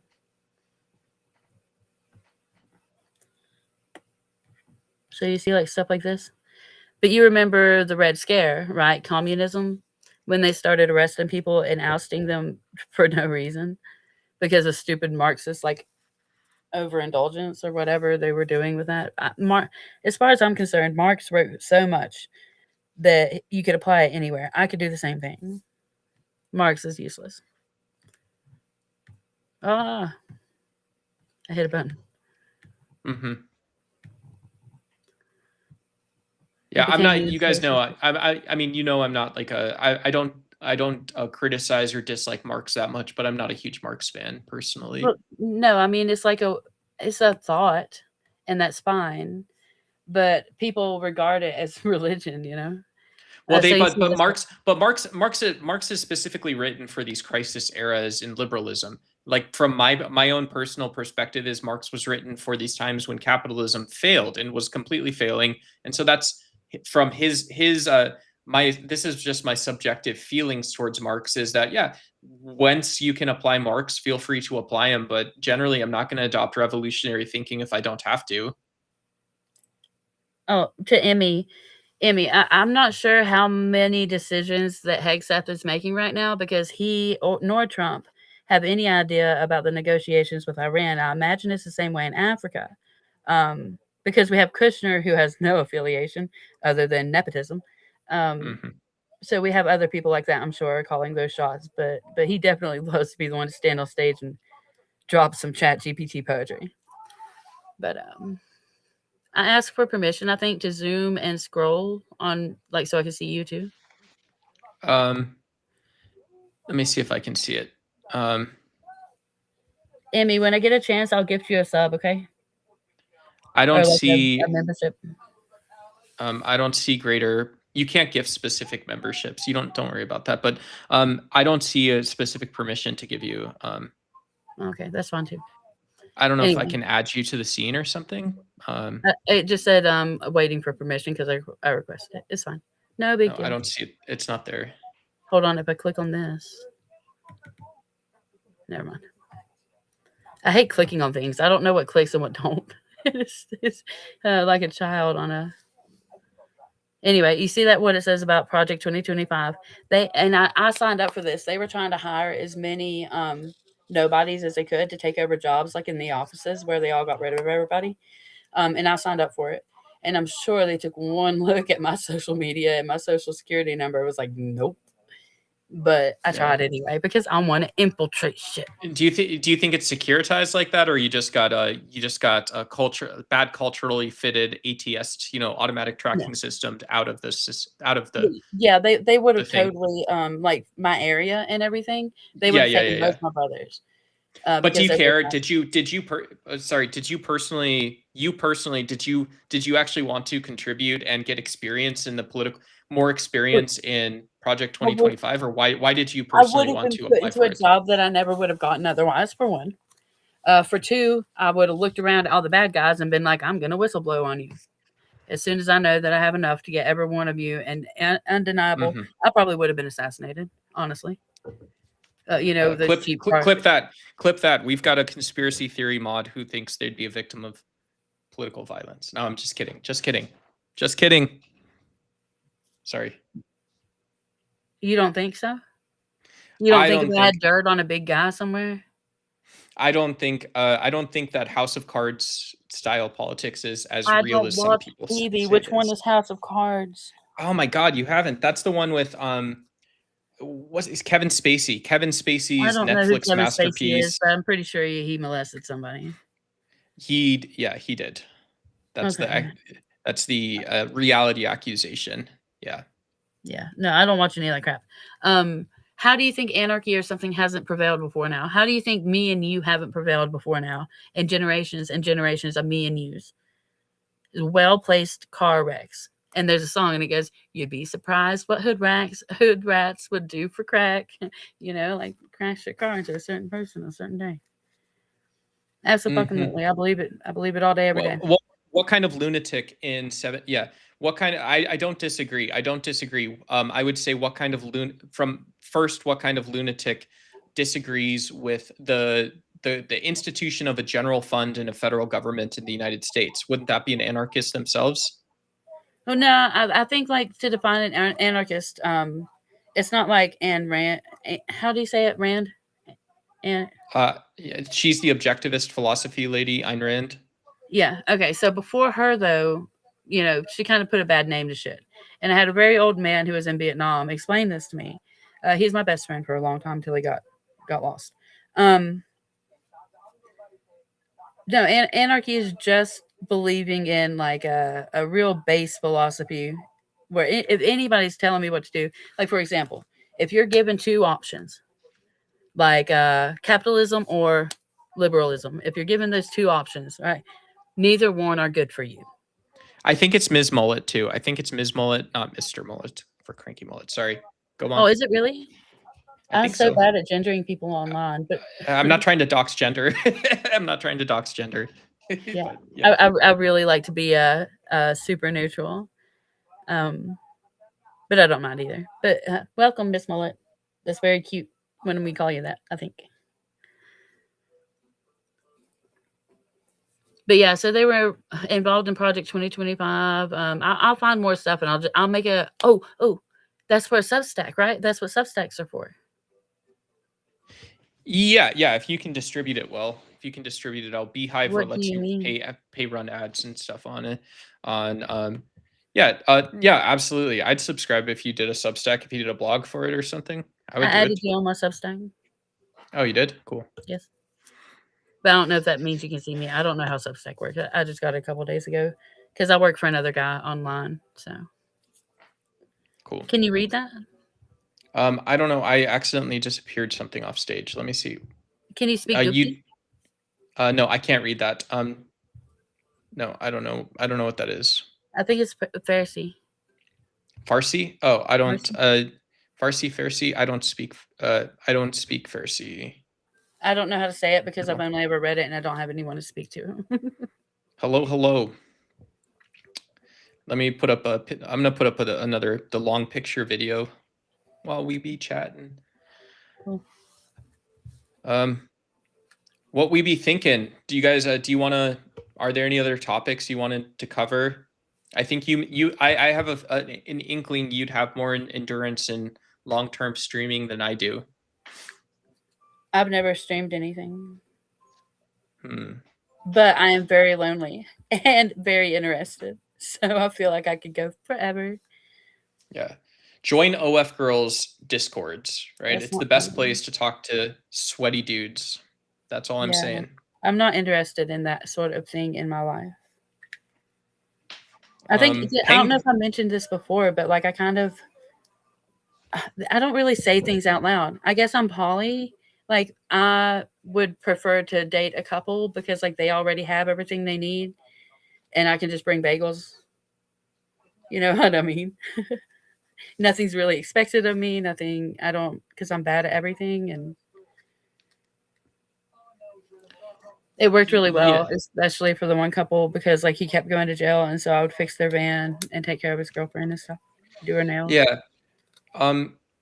Yeah, I mean, that's cool. I think I have too much Roman Catholic in me to understand how or why like I would ever be anything other than queer heteronormative.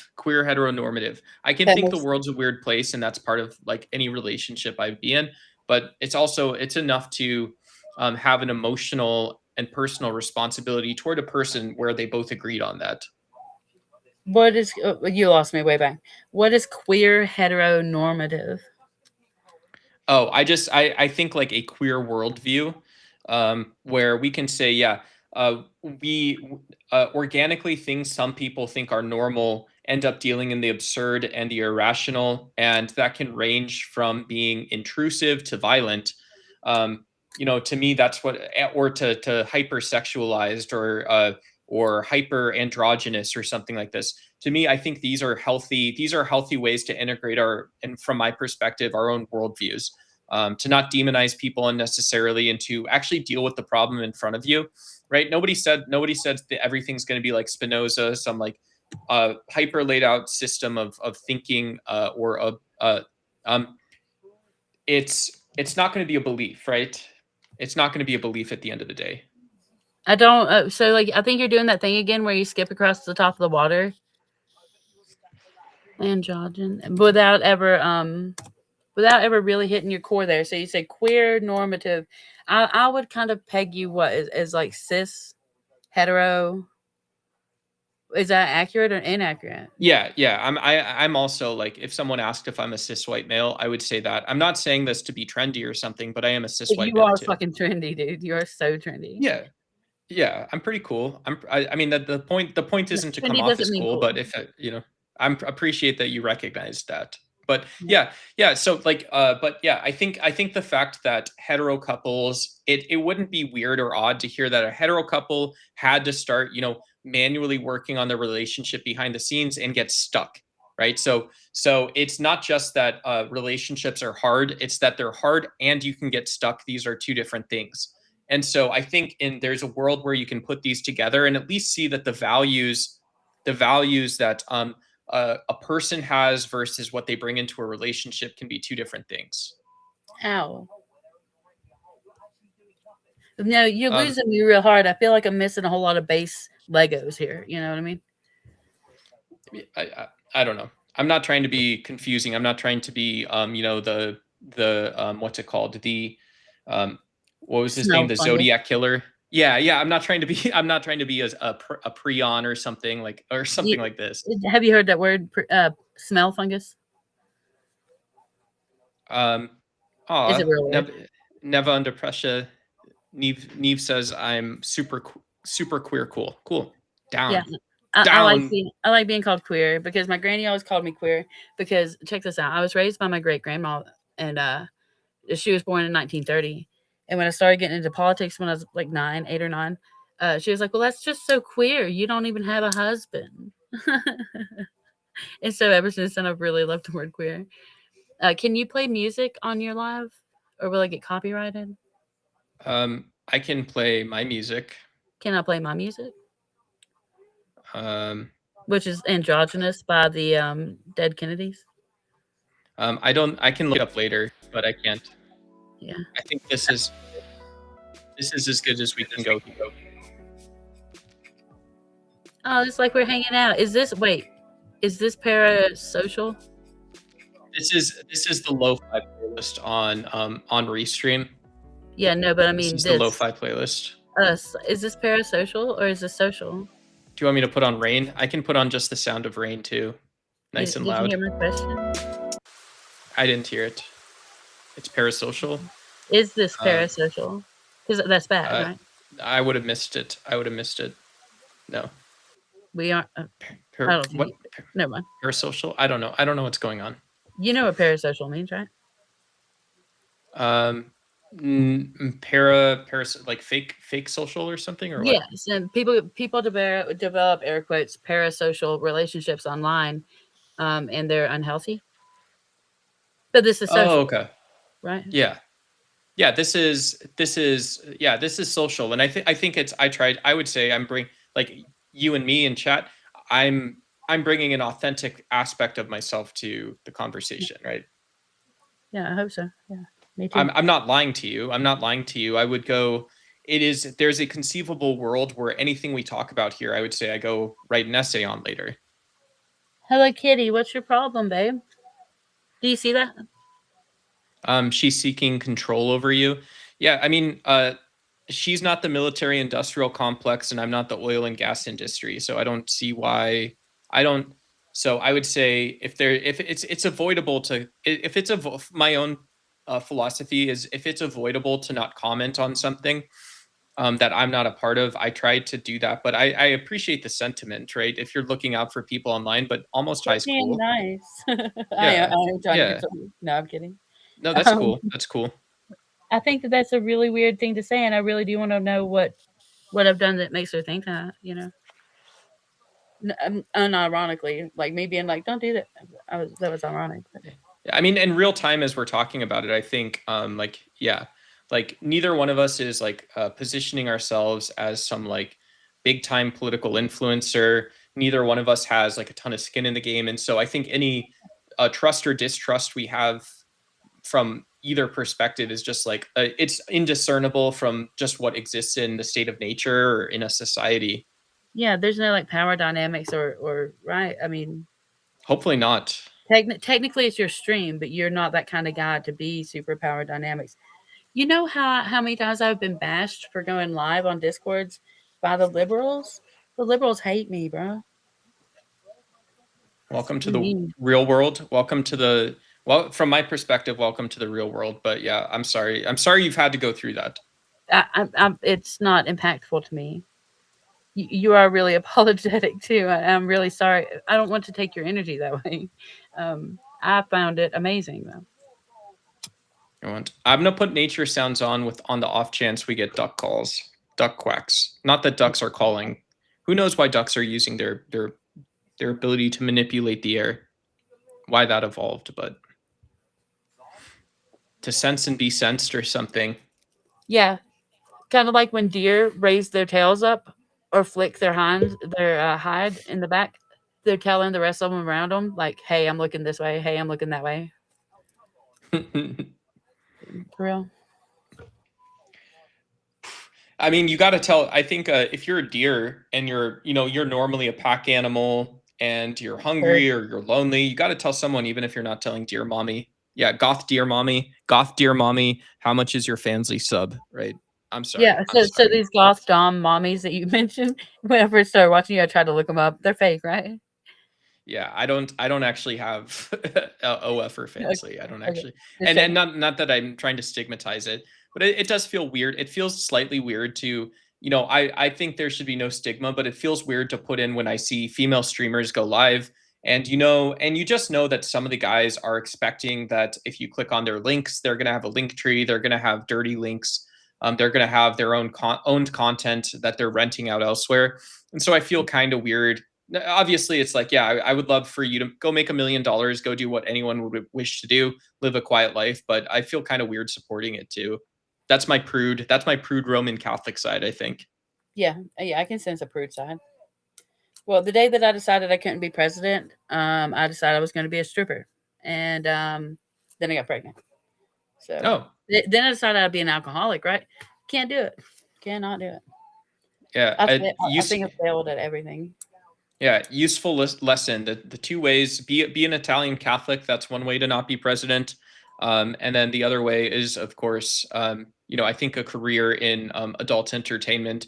Some would say that in the present era would disqualify someone from that. I know. You remember when that one general got fired for having an extramarital affair in like 2001, and his wife was cool with it, and he still got fired. Yeah.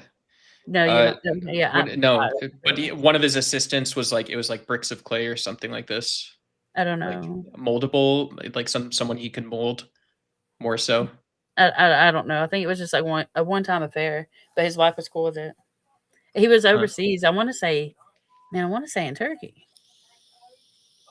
Either way, I think that it made our military weaker to get rid of him. I think there was a ploy there because otherwise it wasn't harming anything, I don't think.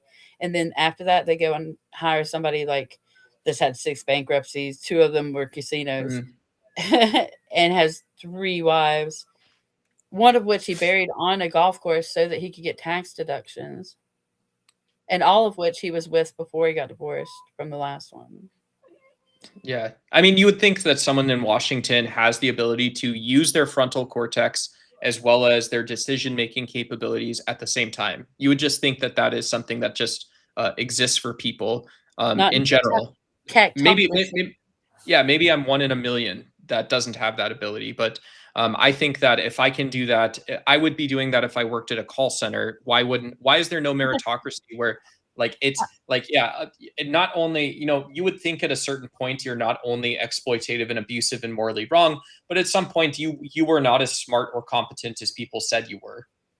I mean, it's anyone can make bad choices that they don't recover from, but it's also like, well, why does that persist and exist in the first place? Maybe that's too judgmental, but I think that's just politics. I don't know, but I think every girl has like what do you call it? Like a slut girl summer, and that's Oh, healthy. hot girl summer. Yeah, hot girl summer. No, slut girl Yeah. summer. Like six packs for summer. Yeah, guys have 6 packs for summer, right? It's April or May. You have to start getting your 6 pack for the summer. Well, I mean, like every woman, depending on what age, but there's a couple of years in there. Maybe they're far apart, but you're just a fucking slut all summer. I didn't know that. Yeah, Yeah, to me yeah. It's a healthy. that's not real. I don't. That maybe it is healthy, but I don't need to know about it, right? I think guys. Why does it make sense? No, because if I had a typical male upbringing, I think guys can slide a copy of their dad's Hustler under their mattress or something. And to me, that's the no. Nope. You don't need to be reserving the Bunny Ranch nights or something like that, in my opinion. But it is. I do think. I do think it's. Yeah, I don't think guys often have to go so much further than guys don't need to have a slutty guy summer in order to have a coming of age tale. I kind of thought that they were just always sluts. They're just always sluts, right? I mean, that's what I thought. Maybe the red pill has made it where it's not just fashionable, but it's grounded to hate males. I'm not quite there yet, even as a guy. I'm not accusing, but yeah. But I just thought they were sluts all the time. Like if I have a guy that's gone too much, it's a slut. That's fine. I've never been wrong yet. So. But I've only ever had one bad boyfriend too. So. But sometimes don't guys just like spending time alone too. Like not every guy. Some guys, introverts, extroverts. There isn't some like magical perv emergence property that happens in the universe. I don't know. But like I'm almost as old as you, and I've only been with like I don't know, like 5 guys or whatever. And out of all them, one of them was a bad guy, and one of them was a young guy. And both of those, there was another one who's just a freak. And all 3 of those did that and were like that. But the rest of them could stay gone for days and it would be fine. In fact, most of my boyfriends have had to work out of town. You know what I mean? Right. And I made the one boyfriend pay me alimony, which is cool. Anyway, sorry. I'm rambling now because I'm trying to find something that I wanted to show you. I can't find it. It's okay. All right. If you want to go live tomorrow, I think I'm going to actually close the stream out pretty soon here. Yeah, I'm getting burnt out too. I'm tired. Yeah, it's 11:15. Really nice to meet finally in person. Guys, if you are new here, please subscribe. I'm so cool that we opened the panel. Almost I got to come up and talk. We're still going to be doing this format and also the other format, this format, as well as the other format. But I think it's so cool that we can have Almost High. Anyone in chat, you can feel free to click the link, come up, whatever you want to talk about. If you're new to panels or paneling or having online discussions, just go slow, right? There's a back chat here. You can tell me what you want to talk about and stuff like that. And you can tell me in chat if you're nervous about it. And we love extroverts, introverts. We love all kinds of people. We want to make sure we're creating an open space, inclusive space. So huge thanks to Almost High. And if there's any girlies or anybody that wants support, I will be your support network or whatever. I can go, janitorial. But yeah. And because it is YouTube too, just to reiterate, we have channel rules on the channel. And the second part, we also have the channel rules, and there's also like rules about no doxing and TOS. So YouTube does stuff. Hopefully we can keep camera and stuff off stage, or if you guys have a webcam, you guys can come up, be a real part of the show, engage with the audience. And we're not meant to be like a super any type of channel. It's just what it is. Cool. I'm going to look into the rules because I know I tried to break several of them today just to see what happened. But I'll look into the rules to make notes. Did they ever figure out the things we're ending on a UAP topic? I don't know if you wanted to say anything about this. Did they ever figure out that whole thing with the drones in New Jersey for like 2 or 3 weeks? These were the lights in the sky. So so-called drones or so-called aliens, guys. We're ending the show on a conspiracy. It wasn't just Jersey. It was also in like LA, Montreal, several in Michigan. There's a bunch of different places. And yeah, I think it pretty much just attributed to affordable drones being on the market. And then also simultaneously, there's a whole bunch of kids who just got out of college where drone maneuvering was a thing, a course or whatever. And I'm pretty sure all that lined up. I double checked it myself, and I think that all of those coincidences seem to explain it. Still haven't explained the Chinese spy balloons. So, anything else? All right. Do you believe the government has aliens on their? I just got to know. Do you believe the government has aliens in Area 51 or on any other sites? They definitely wouldn't have them there if they had them. Also, they recently claimed they had the bodies of 4 different species. But they've been trying to pull this UFO, UAP discussion in Senate and everything for so long that I can't help but think it's kind of a distraction.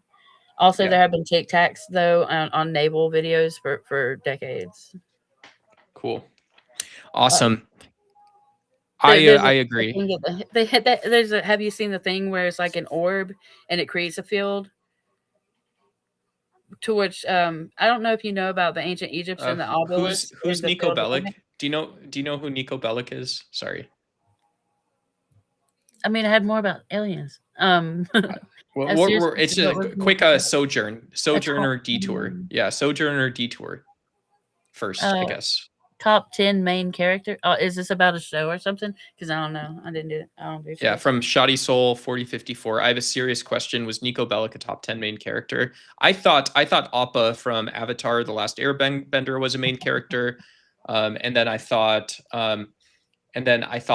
Saul Berenson from the Showtime show Homeland was also a main character. And I also thought Kamala Harris's vice president was a main character for a couple weeks, just a couple weeks, nothing that big of a deal, but yeah. Yep.